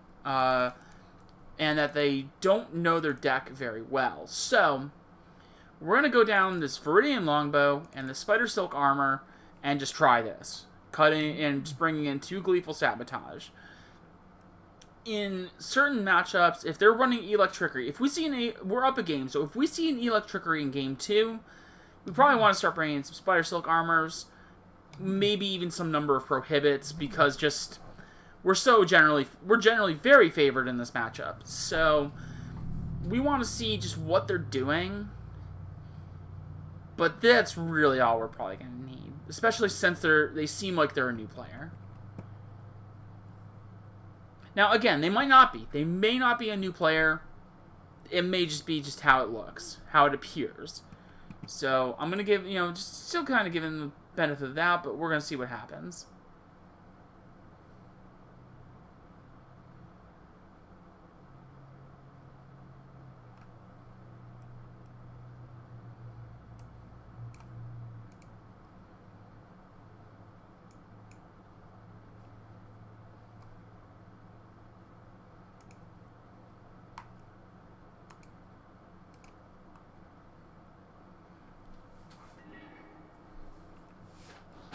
So they're on the play. We're going to see what happens. I almost feel like since they were hitting like all of their land drops after that last turn, or that last game, I almost feel like that they just aren't familiar with how Magic Online works and probably actually maybe even just skip through their turn unintentionally. I'm going to mulligan this. There's not really much we can do. This hand is fantastic, so I'm going to snap keep this. I think I can just throw Finhorn Elves on the bottom. Again, I don't really expect them to know kind of what they're doing. So we're just going to go Forest Landwear Elves. Turn 2, we'll probably play Priest of Titania. And then we can start chaining off Huntmaster into Well-Wisher. Cave of Temptation, that's an interesting choice. I actually kind of like that in Bogles. It's not, like, amazing, but it's cool play. This is actually interesting because now we also have Birchlore Rangers. So we can start doing some shenanigans pretty soon here. Getting Birchlore Rangers almost makes me want to just run out Well-Wisher instead of Priest of Titania. I guess it depends on what I draw here. Like, if I saw a Huron Ranger, maybe I would consider it. But But I still think the play is Priest of Titania, no matter what. And not even play Birchlore Rangers just yet.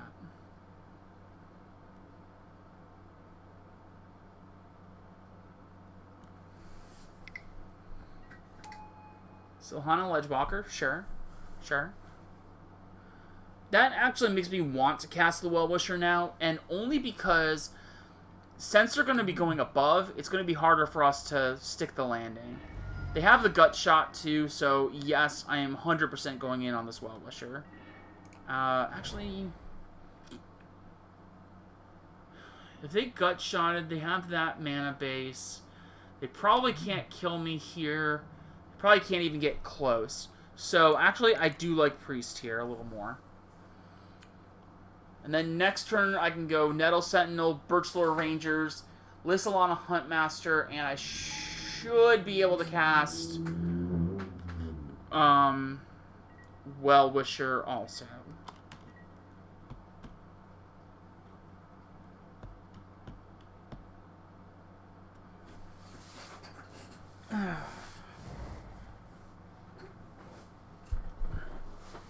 So it's going to kind of just come down to what their draws look like and what they play, how they play.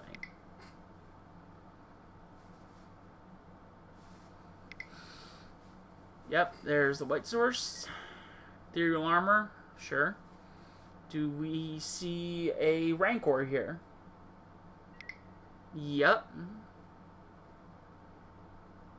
So even if they go Ancestral Mask next turn, they won't really kill me. They'll hit me for a lot, but I think with our setup especially, we should be fine. Okay, how can I make this work the best?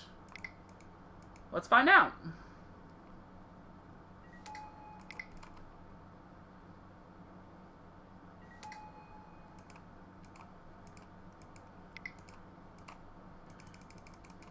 I'm going to do it like that. Untaps Nettle Sentinel.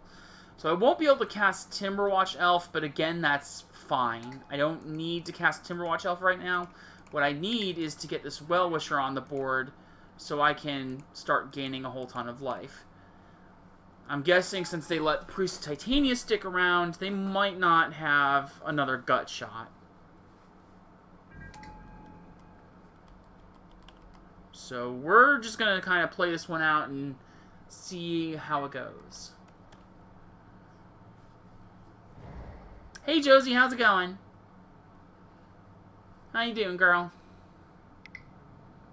Been enjoying your day off? Oh no. Do we have any electricity?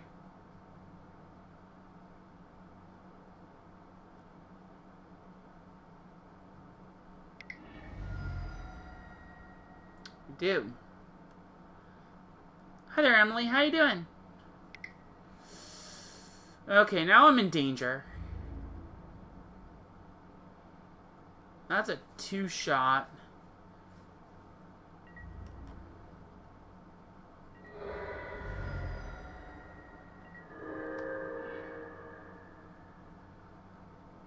Oh, I'm just playing Pauper with Elves. I can have access to pretty much like whatever I want.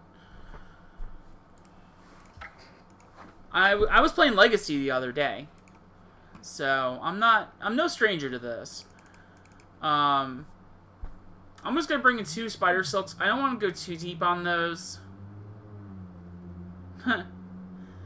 Well, some people aren't sarcastic, so, you know, just saying. What am I doing here? I think I cut 1 Nettle Sentinel.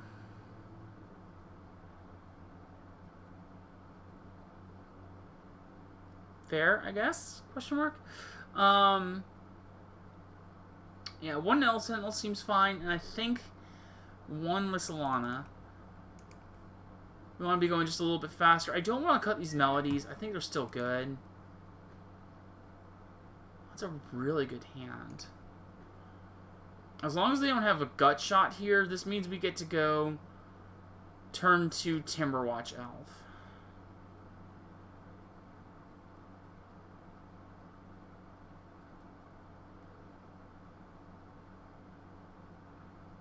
think my ideal draw, I would like to see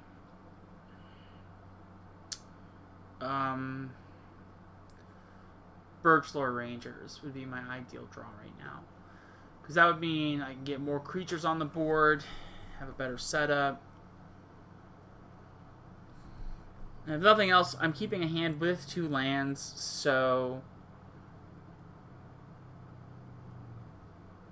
So now the question is, do I play Kieran Ranger... Don't play the second land, play Forest, play Kieran Ranger into Timberwatch Elf, or do I just go straight Timberwatch Elf?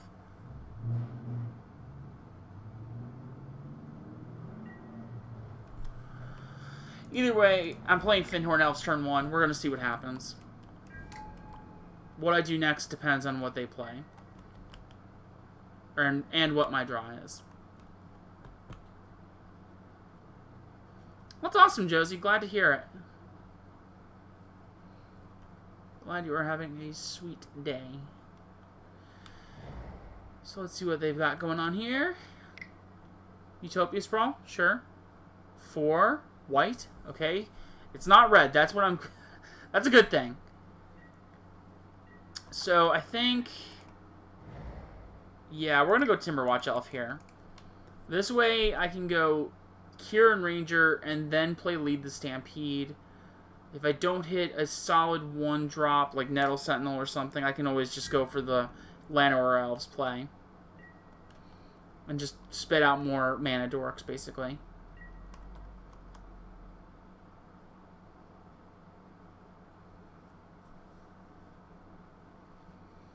I just hope that they don't have the Silhana Ledgewalker. That would be obnoxious.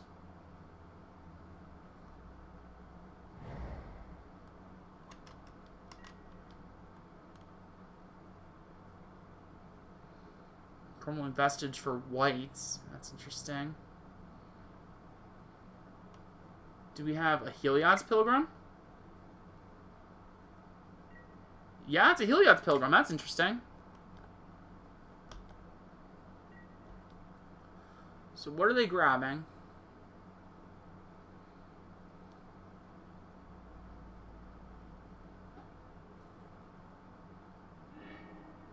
Armadillo Cloak. Armadillo Cloak is fine by me. So, it's probably just going to be like I was thinking. Kieran Ranger goes into Lead the Stampede. Ugh. Now I want to find a Birchlore Rangers really badly.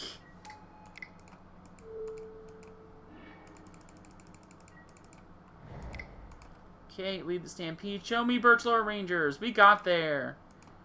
Did it, Reddit. Alright.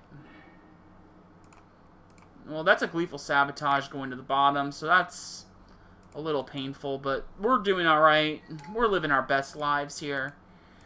And we're going to put down Llanowar Elves instead of the second Birchlore.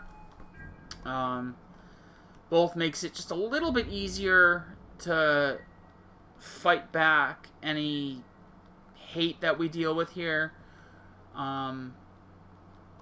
But also, I think having the actual mana, like the firm mana dork is probably a little bit better here.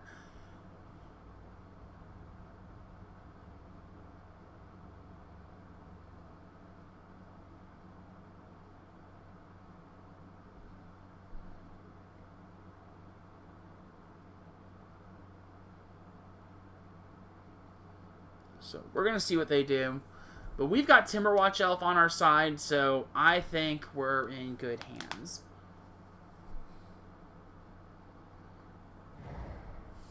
Yep.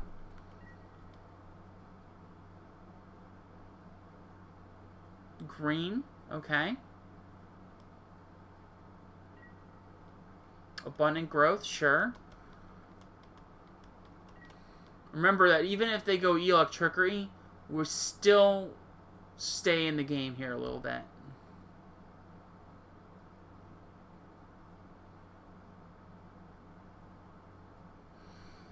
So what I'm actually going to do on this next turn is I'm going to cast Lead the Stampede again.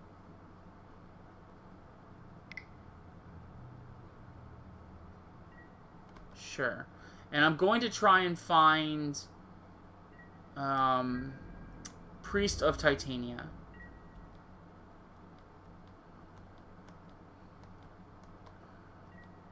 Actually, the more I think about this, I think I can just win. Let's see what this Lead the Stampede brings. Well, we found the Priest. We didn't find really what else I might have wanted, so this is probably just fine.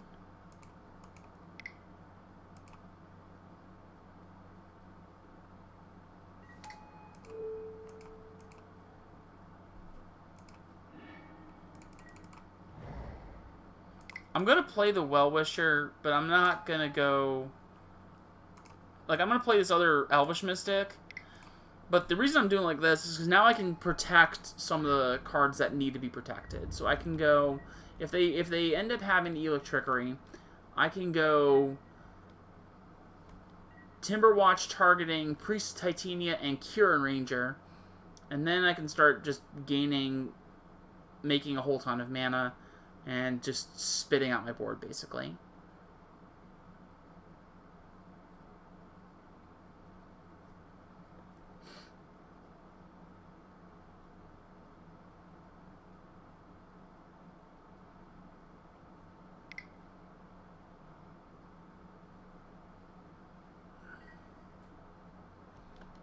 Okay, Utopia Sprawl. Naming red.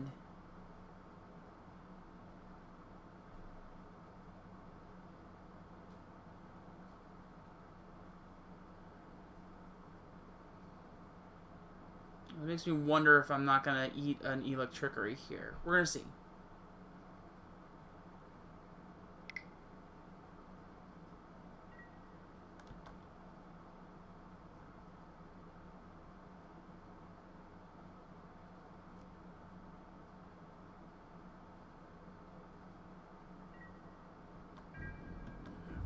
Nope. So that pretty much means we should win. Because they didn't go for it.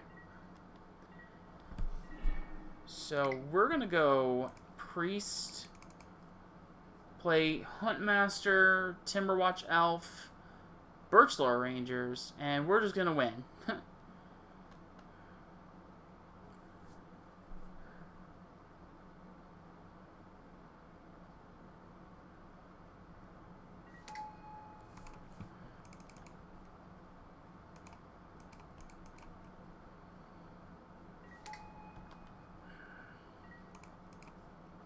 There's like a few scenarios where we don't win, but really we should just win.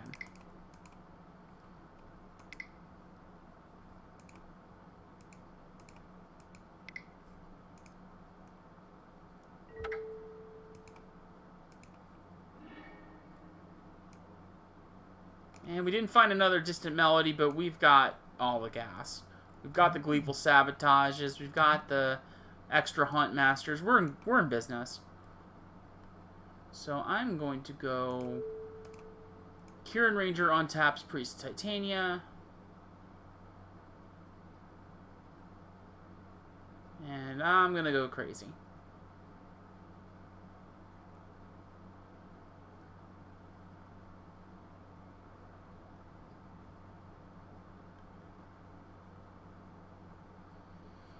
Our opponent's playing, unfortunately, pretty slow here, but...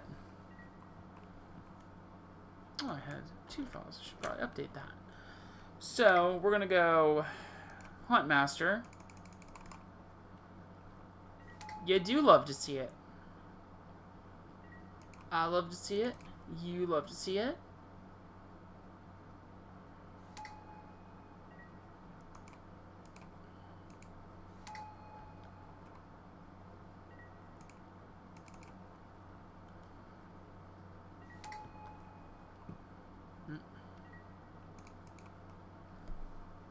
Always yield to those triggers. Remember, always yield, everyone. Always yes, always yield.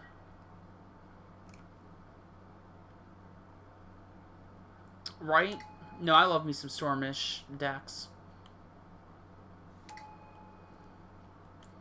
That's always good, too, because even if they do, even if we can't kill them here and they do somehow board wipe me, like, we should just get there.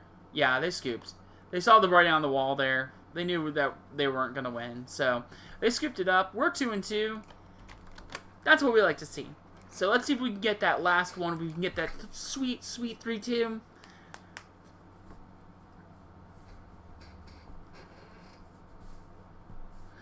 Honestly, I would have killed to have seen a Distant Melody there, because we had him.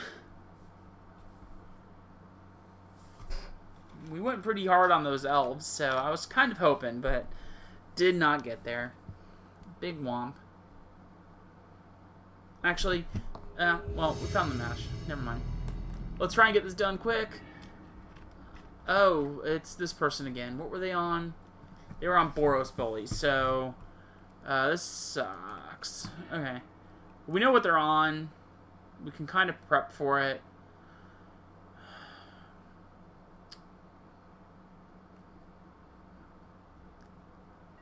I like this hand, but I don't. If I keep it, I have to basically throw away the Lead the Stampede.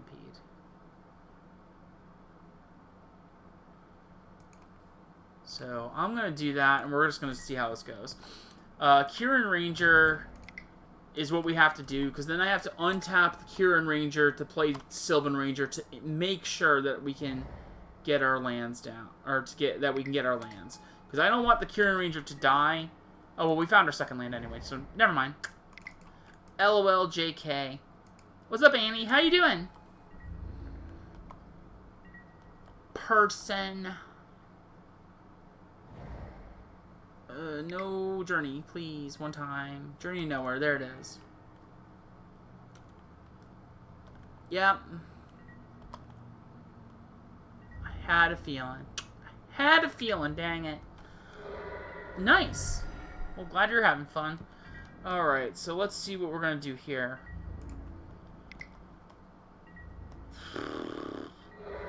On one hand, I want to play Sylvan Ranger, but on the other hand, I really want to play as Well-Wisher.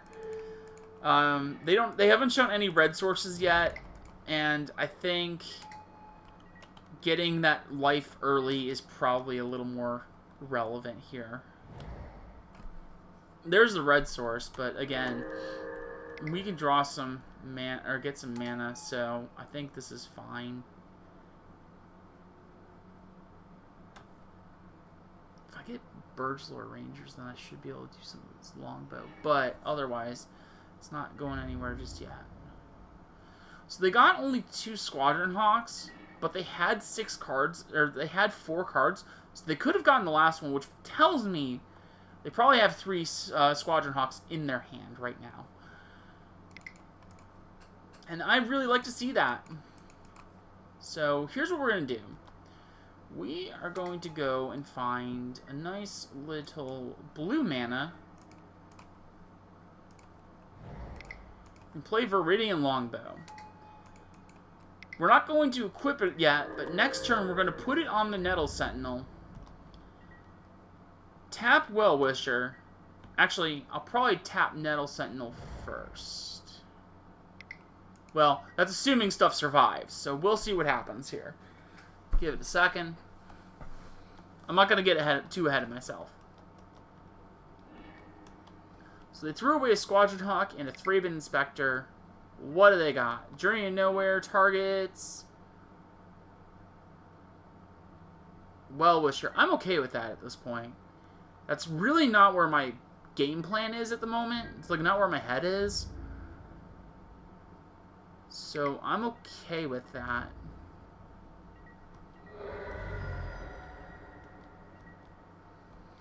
Because what I'm going to do...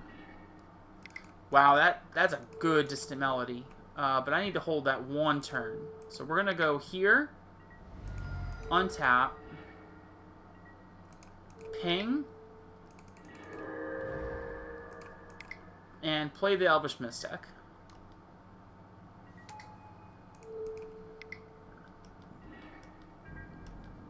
Pretty much. That's kind of where I'm at. I find it a little suspect that they didn't go for the Nettle Sentinel, but we'll see what happens.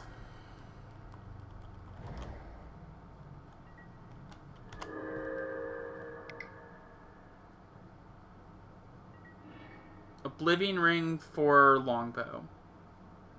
Yep. Which is annoying because I don't have any more longbows in my deck, but this is fine.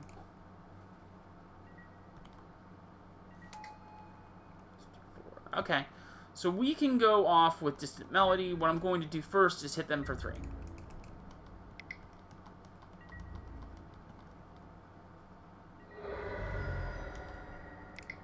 And now we're going to draw 5 cards, everyone.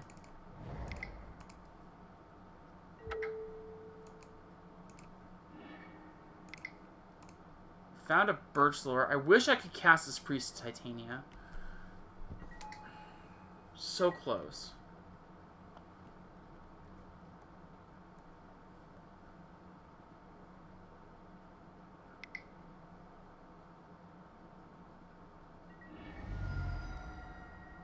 Now, Elec Trickery is fine. We know that they still have Squadron Hawks in hand. Yeah, and they didn't find another one here, so they definitely have one more Squadron Hawk in their hand. And that's fine by me. I'm going to attack with this Nettle Sentinel, and then I'm going to attack, or I'm going to play Priest of Titania. Actually, now I think about it, I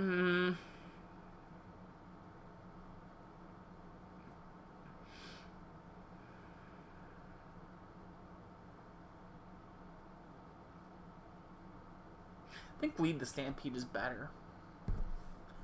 Because I can try and get a Mana Dork and hit and play that. Which is what happened. Excellent. So then next turn I can play Elvish Vanguard, Priest of Titania. Like, I could play like all of this stuff.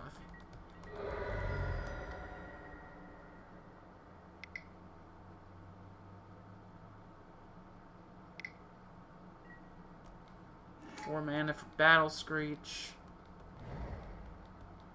Okay, so they've got a Squadron Hawk and a land in hand, so we're actually doing pretty good here.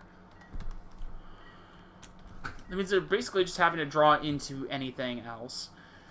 Wow, that's really good. So they don't have any removal in hand. We know this. So I'm going to go just line up some serious hits.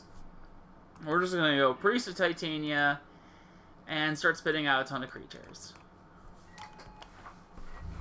And then next turn, I can just go to town. Play Elvish Vanguard, Well-Wisher, and some Timberwatch Elves. And go to town. They're probably going to use Battle Screech and try and set up a big attack. So maybe actually, now I think about it,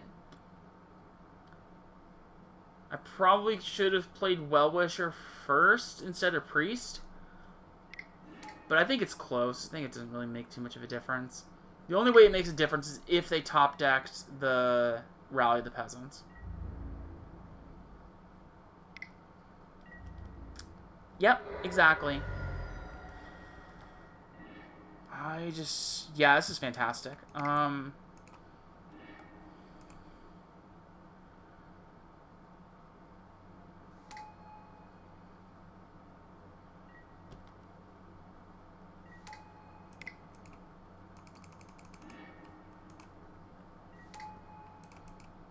That's going to get pumps.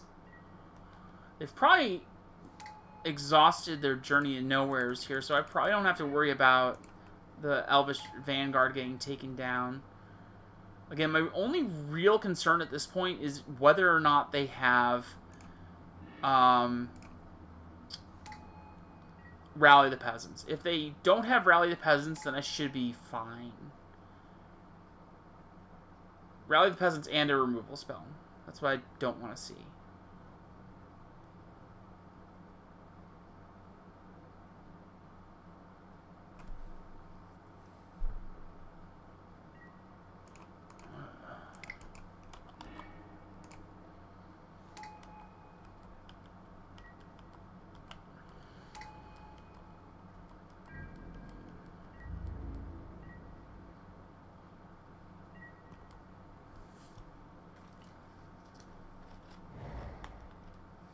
Heck yeah! Don't have it. They didn't have it. Yay.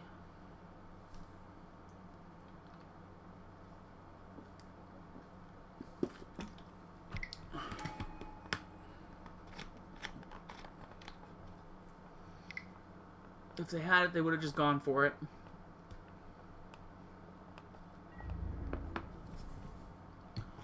The fact that they were considering tapping makes me believe that they probably don't have a prismatic strands. We're gonna see though.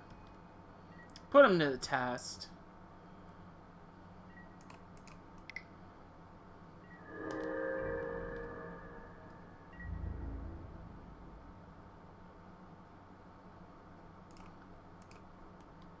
I mean, I guess. I think it's still fine for Legacy. Or for Modern, rather. So they did have the prismatic strands, which means that they don't have any removal. I see what they were doing, though. They were thinking about going for the Faithless Looting play. Which is fine by me. Because now it's harder for them to take out Well-Wisher. So we're just going to try... We're just going to gain a ridiculous amount of life here. Keep ourselves afloat. And go to town. I actually haven't played very much Legacy Elves. I tried playing it once, like, a long time ago, and, like, sucked with it. But that was also before I became, like, one of the top players of Pauper Elves, basically. So, I wasn't really, I guess, that good with it. Okay, are they... They're going for the rally. Sure.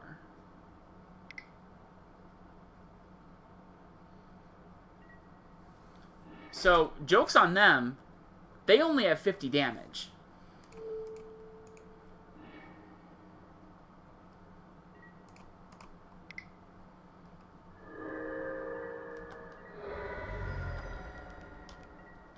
We survive. They don't have a Prismatic Strands creature up. And we win the game. On to the next one. So we're going to do this like I did last time. And I think I brought in the Harsh Sustenance as well. I want to make sure I got this right. So we're going down to Vanguard, a Well-Wisher, 1 Timberwatch, 1 Huntmaster. Oh, I went down 2 Timberwatch. It's not, because it's not as relevant in this particular matchup, and 1 Huntmaster. It can be relevant, but a lot of times it isn't. That's a good hand. I'm going to keep that.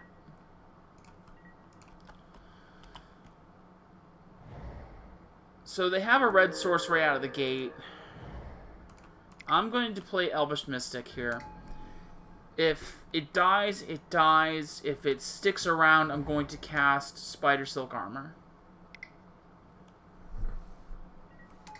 Alright, sweet.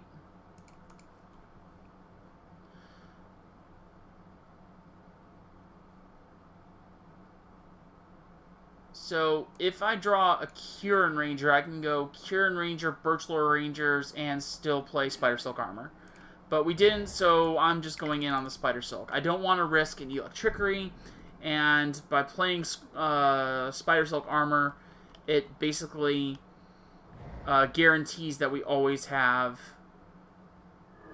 our land, or our, we can always block their flyers, essentially.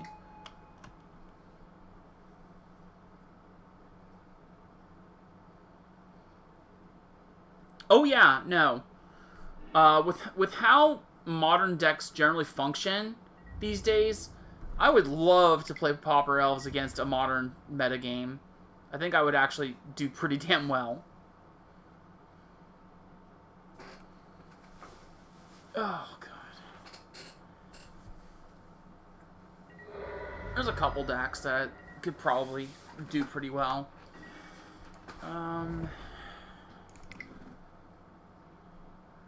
Priest, Birch Lore. We can play Sylvan Ranger. Excellent.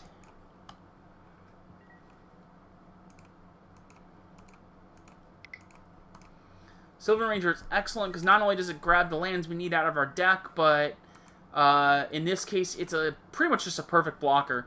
You know, it's a 1/2. If they have something that somehow makes their creatures more powerful or whatever, or, I don't know, an Electrickery, it doesn't really matter to me.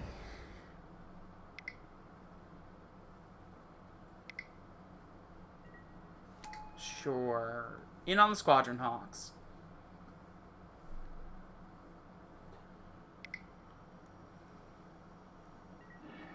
Lightning Bolt on the Priest. That's an interesting play. I don't know that I agree with that here. Because at this point, like, I'm already gaining an absurd amount of mana. Maybe they were assuming that I might have the Lead the Stampede, or the Distant Melody. But even then, like, I can still cast my Distant Melody. It's not, like, a huge deal or anything, you know? So, I don't know. I don't think that that was right. They just went Lightning Bolt on my Timberwatch, though, so that's a little more fair. Played a Mountain. I got Seeker of the Way.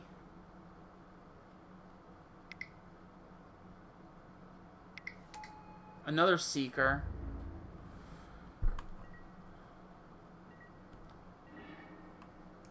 And a Scattershot Archer. That's fantastic.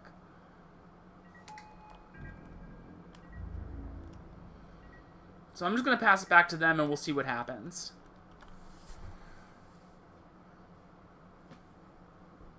Ugh. I think if they attack with the Squadron Hawks, I block with Sylvan Ranger, Birch Lore, and Elvish Mystic. Yes. So this tells me they probably have Rally the Peasants and we're trying to get a lethal attack in.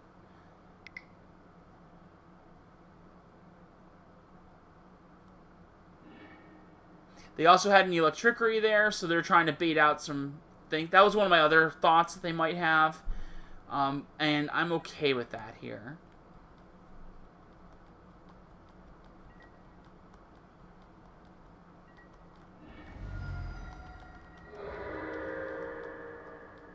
Again, I'm good losing all of those creatures because our board is just so this right now. Ugh. This does suck, though. I can't block with the Scattershot. The Finhorn can't really do anything at the moment, so I'm basically just stuck taking some damage. Which is not good for me. But they also can't really play their flyers, so it's a nice little trade-off. I might even block with the Finhorn Elves here just to make sure I don't, like, face a lethal Lightning Bolt or something like that.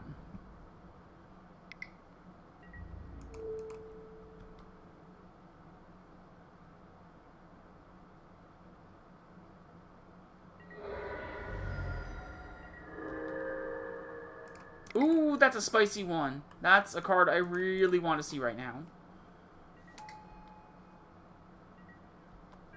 Okay. So, this turn is going to be interesting. I might actually block with this Scattershot Archer.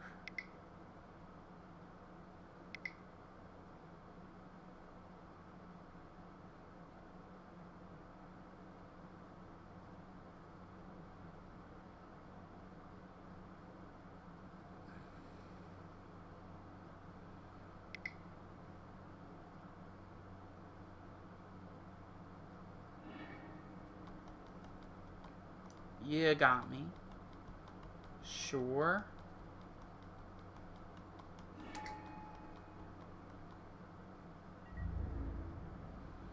So they're trying to bait out some blocks. So if I don't block, then odds are good that they probably have another... God, this is rough.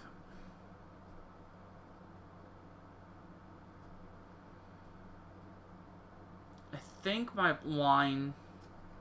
I don't like this. My line is Elf Warrior blocks 1, and the other one gets blocked by Lissalon Huntmaster and Scattershot Archer. So,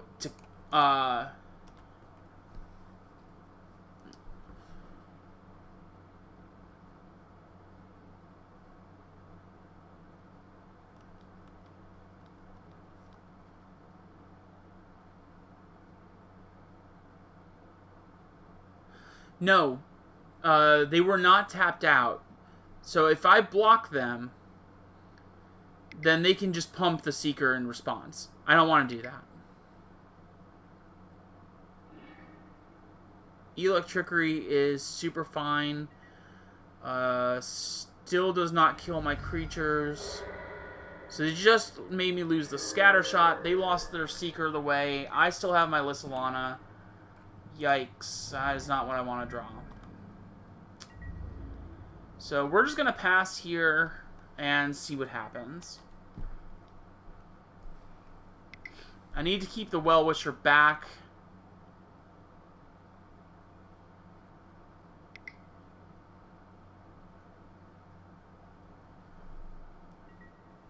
Squadron Hawk is good. I've got 3 in their graveyard, so they clearly don't have any more. Let's see what happens. That's interesting.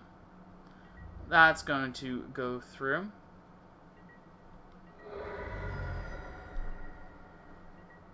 And then I'm going to gain some life.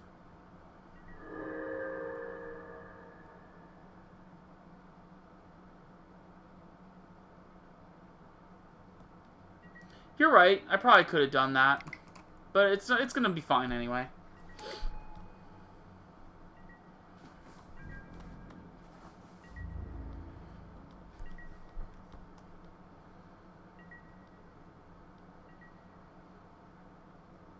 That's me just kind of getting caught up in the moment, trying to establish my lines, sort of.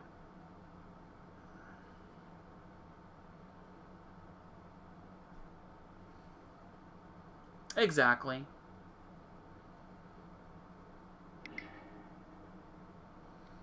Yep, so probably not going too hard with that Seeker the way, which is fine. They're going to attack with it. I think here I just Well-Wisher.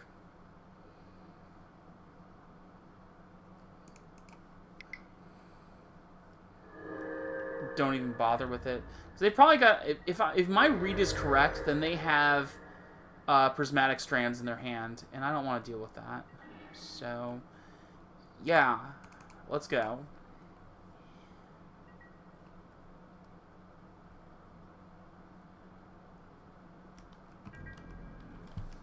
That's what I like to see.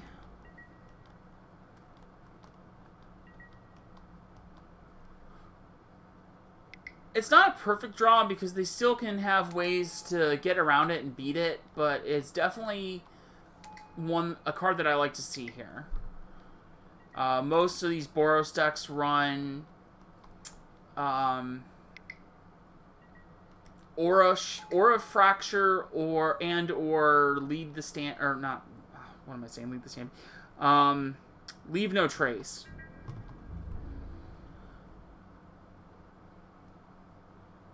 So I'm smelling a prismatic strands in their hand.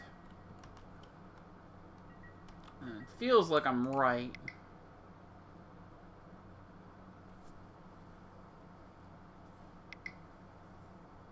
Totally. Yeah, I'm totally right. Okay.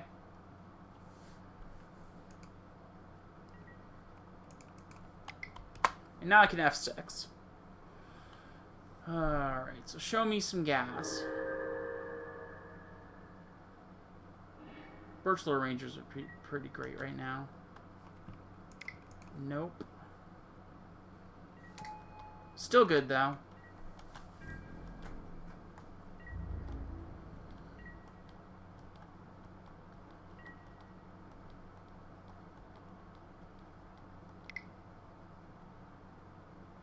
Sacking that, yep.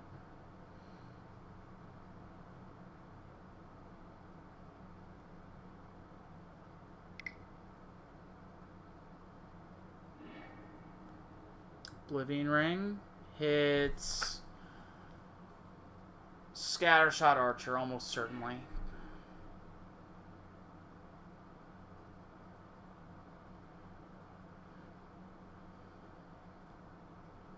Yep. So at this point, I force their hand.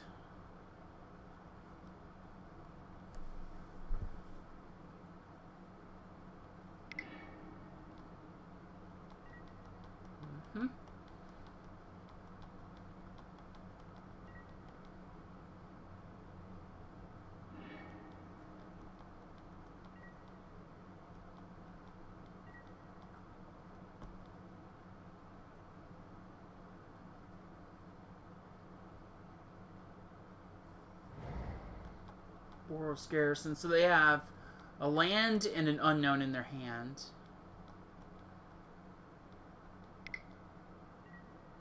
Thraben Inspector. So they can't even go for a good attack here, so I wouldn't be surprised if they just don't do anything again.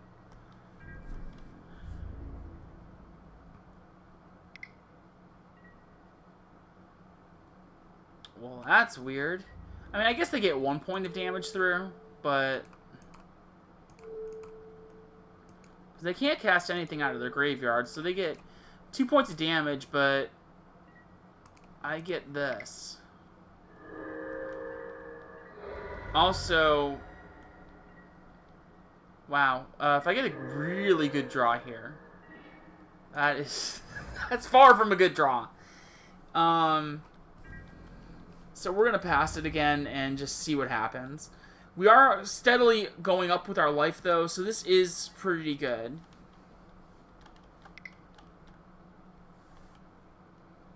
Journey to Nowhere. So now I have to use this Well-Wisher. And we're in for an time. Not so good.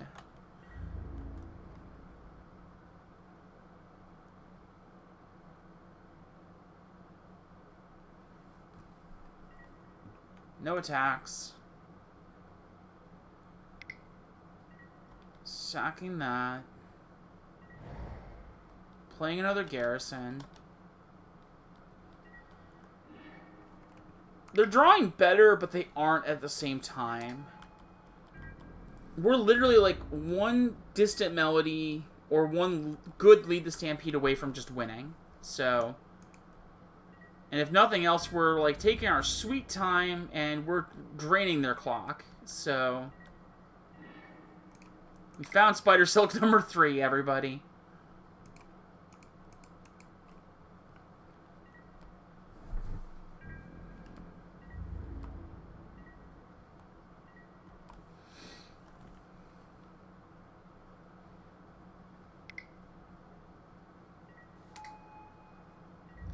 Devout Witness is annoying, but it's not back-breaking.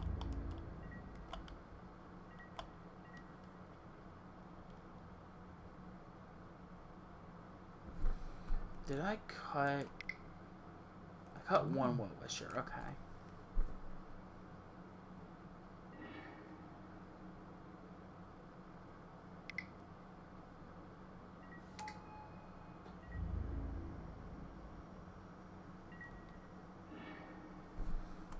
Found Kieran Ranger. Sure. Sweet.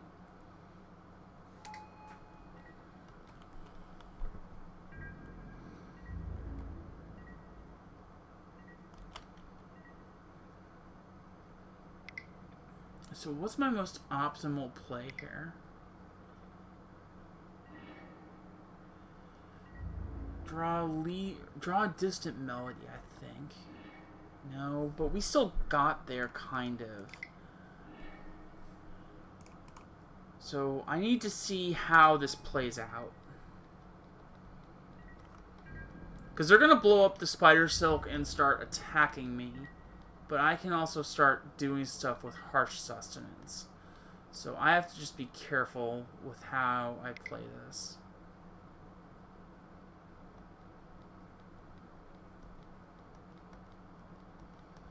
Oh yeah, Devout Witness is fantastic. That's a great card. I actually like to play it in cube a lot. So those go in for 5. Sure.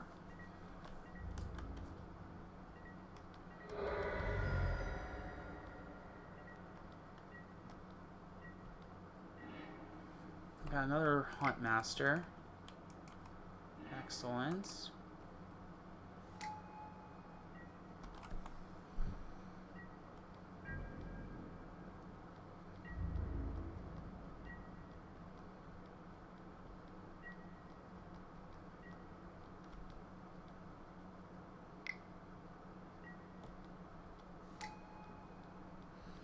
I'm going to go odds that they probably don't have much more than 2 Electricities in their deck.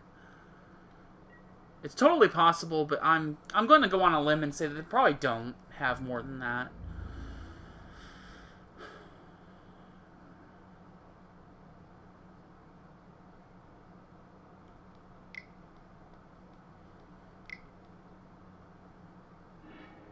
Rally, yeah. Please tap the rest of your mana.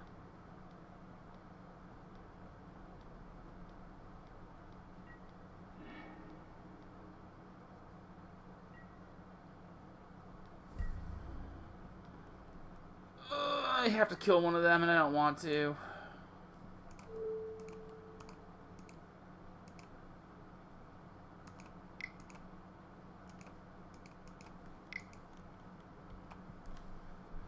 They've probably got the prismatic strands.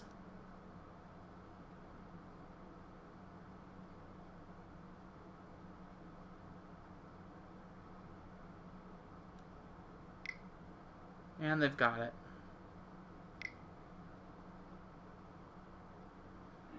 Yep. That's game. Good games. Oh, no, we're going to game 3. I forgot about that. Couldn't remember. Alright. We're on the play. I think I just want to... Actually, I think I want to go down the Vanguards. And go up another Melody and back up a Well-Wisher. Since I'm on the play. I want to be able to kind of stick the landing on these a little more.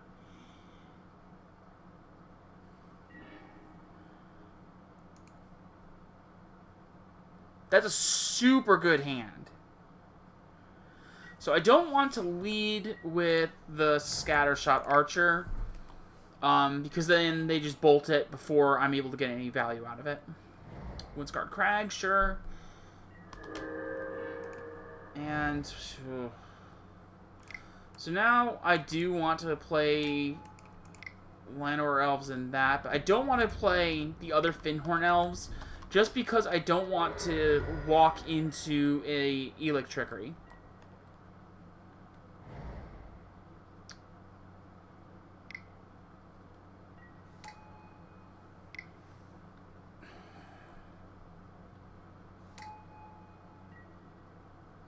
Double Thraben Inspector, that's good. Oh, hell yes! I'm not going to do anything with it right now, but that is a sweet draw. Chef's kiss all the way. Especially with this draw. So good. Alright. I am going to play this Kieran Ranger, though. We're going to play Nettle Sentinel.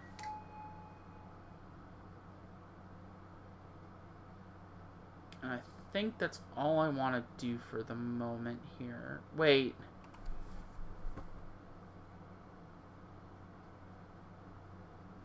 Yes, that's all I want to do for right now, but... No, I want to play that Viridian Longbow right here. While I have the shot.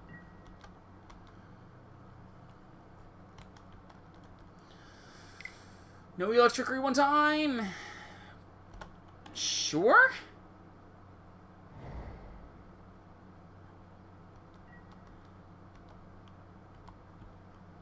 That was a weird way to go about that, but okay, sure. I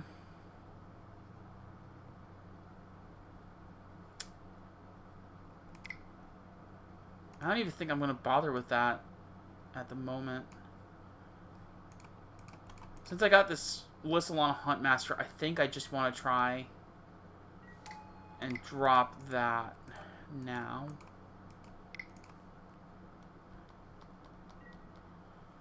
I don't think I want to go in on the Finhorn Elves, though. I think I just want to pass it back to them.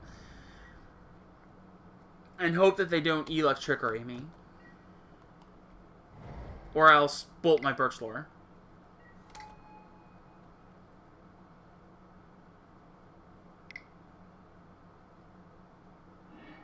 Nope, they hit the Lissalana Huntmaster, which I'm very okay with, actually. So, let's let them have that.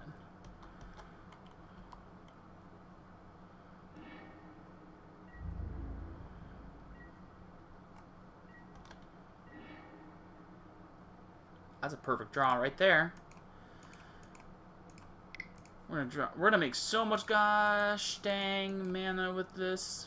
It's not gonna be funny. Actually, 2, 3, put that on there.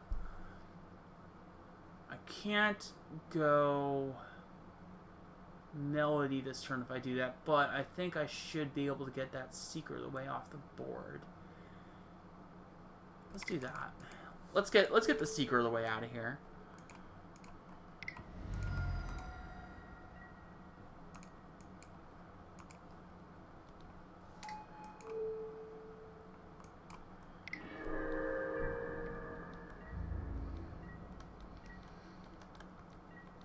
All that means is that next turn we can play that Distant Melody and kind of go off here. Assuming that they don't have a board wipe.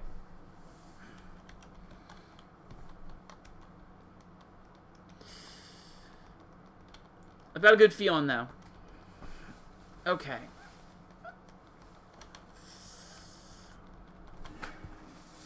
They discarded a Fateful Saluting and a Seeker of the Way. Oblivion Ring hits Viridian Longbow. That's totally okay with me.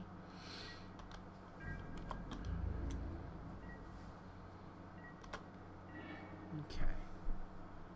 So, we're going to go Sylvan Ranger.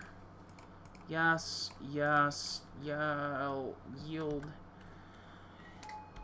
We're going to get our island, but we're not going to play it just yet. We're going to do this. Kieran Ranger. Boop, boop, boop. Melody, show me your stuff. That's perfect. Okay.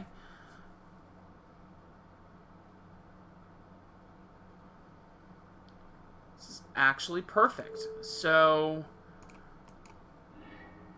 we're going to do this. Play Huntmaster. Tap these two. Play Nettle Sentinel.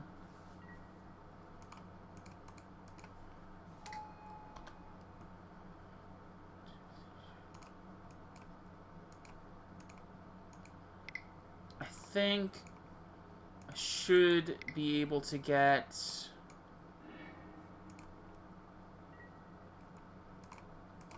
this Spider Silk armor on the board.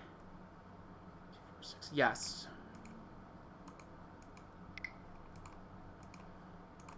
I could also get Timberwatch, but I think I want to be doing this at the moment right now.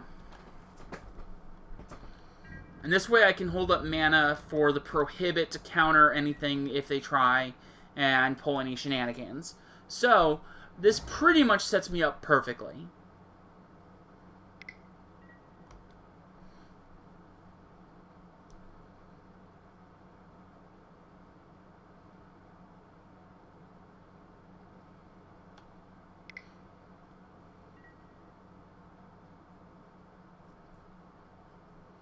What does that even go for? I really don't mind that here.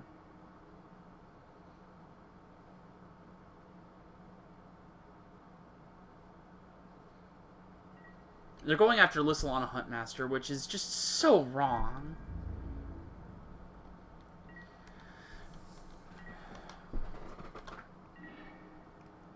Okay. Lead the Stampede. Finds. Good cards.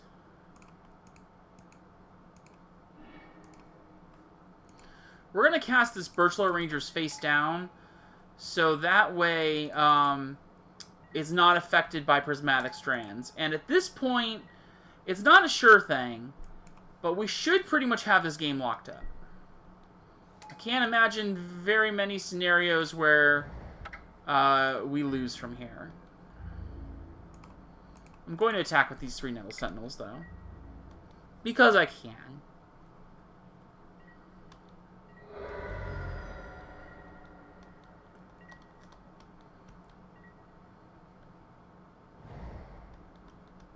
Gain 1 life. Alright. Don't keep me on the edge of my seat too long here, please. 1 time, please.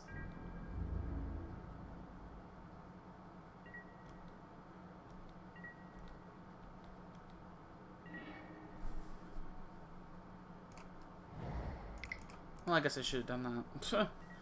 Yeah, it doesn't matter.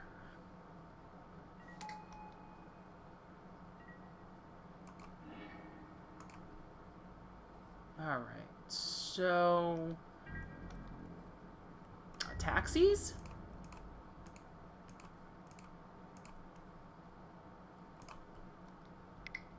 Attack with the inconsequential creatures. Let's see what they got.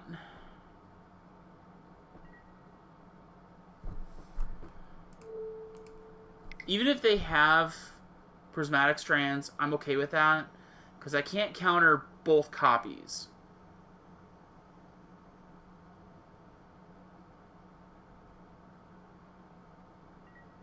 And that's what's happening. So, we're just going to let that happen. We're not going to untap that Timberwatch here. I was originally thinking, untap Timberwatch, put it on the Morph, but then I'm like, oh wait. Morph creature still kills the Thraben Inspector. So, not really a huge loss here.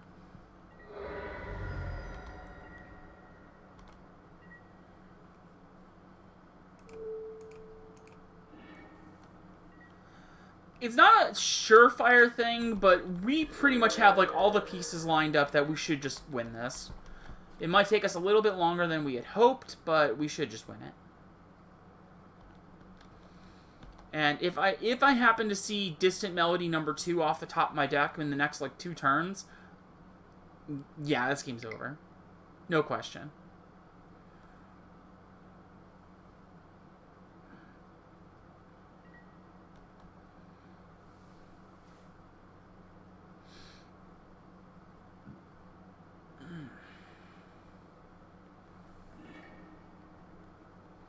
Discard a Prismatic Strands and a Battle Screech. Shoo. That's interesting. But that means I just win next turn. Huzzah! Alright, they discard Fateless Looting and Rally the Peasants. So their hope is that I can't stop their Prismatic Strands, which they only can activate once. Which means I'm going to win this game. You'll love to see it. Alright. Let's win us some games. Ready for it? Ready for it? This is why Prohibit's so good. Because Hydroblast can't counter Prismatic Strands. Prohibit, though. Prohibit can.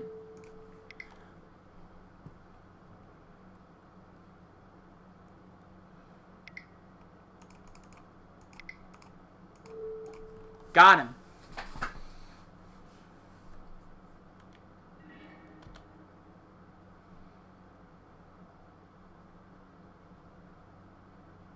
And we got there. 2-1 in the bag. We got ourselves a nice little treasure chest. We're going to go ahead. I'm going to put this at 3 and 2. And we're going to open this chest and see what kind of goodies we got.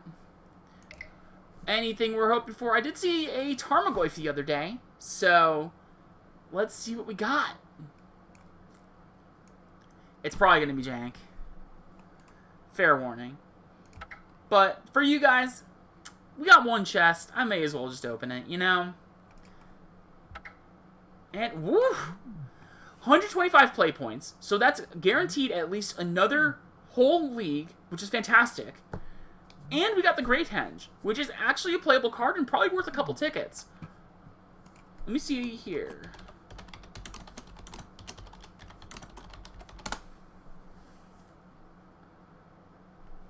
Four ticks?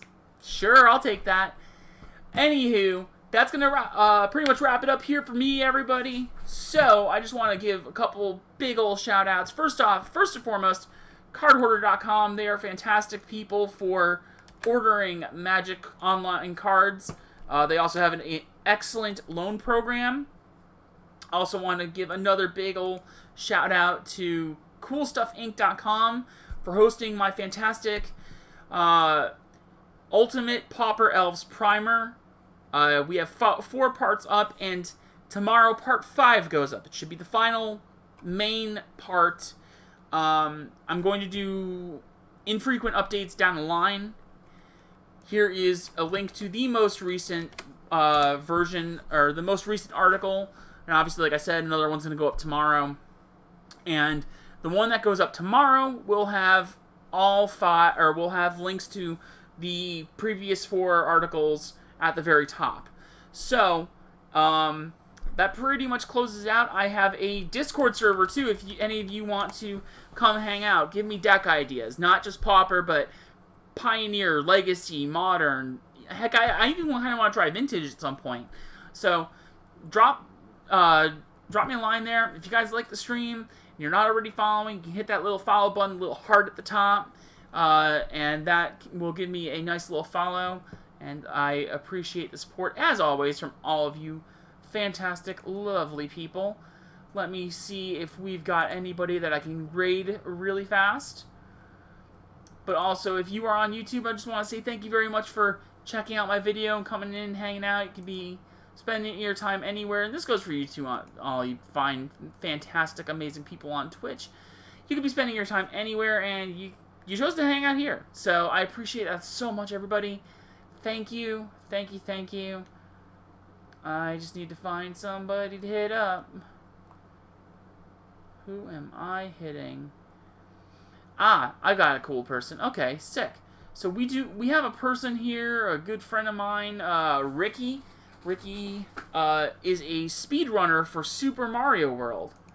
So it's no magic here, but I'm gonna go ahead and raid his butt. So give Ricky some love. If you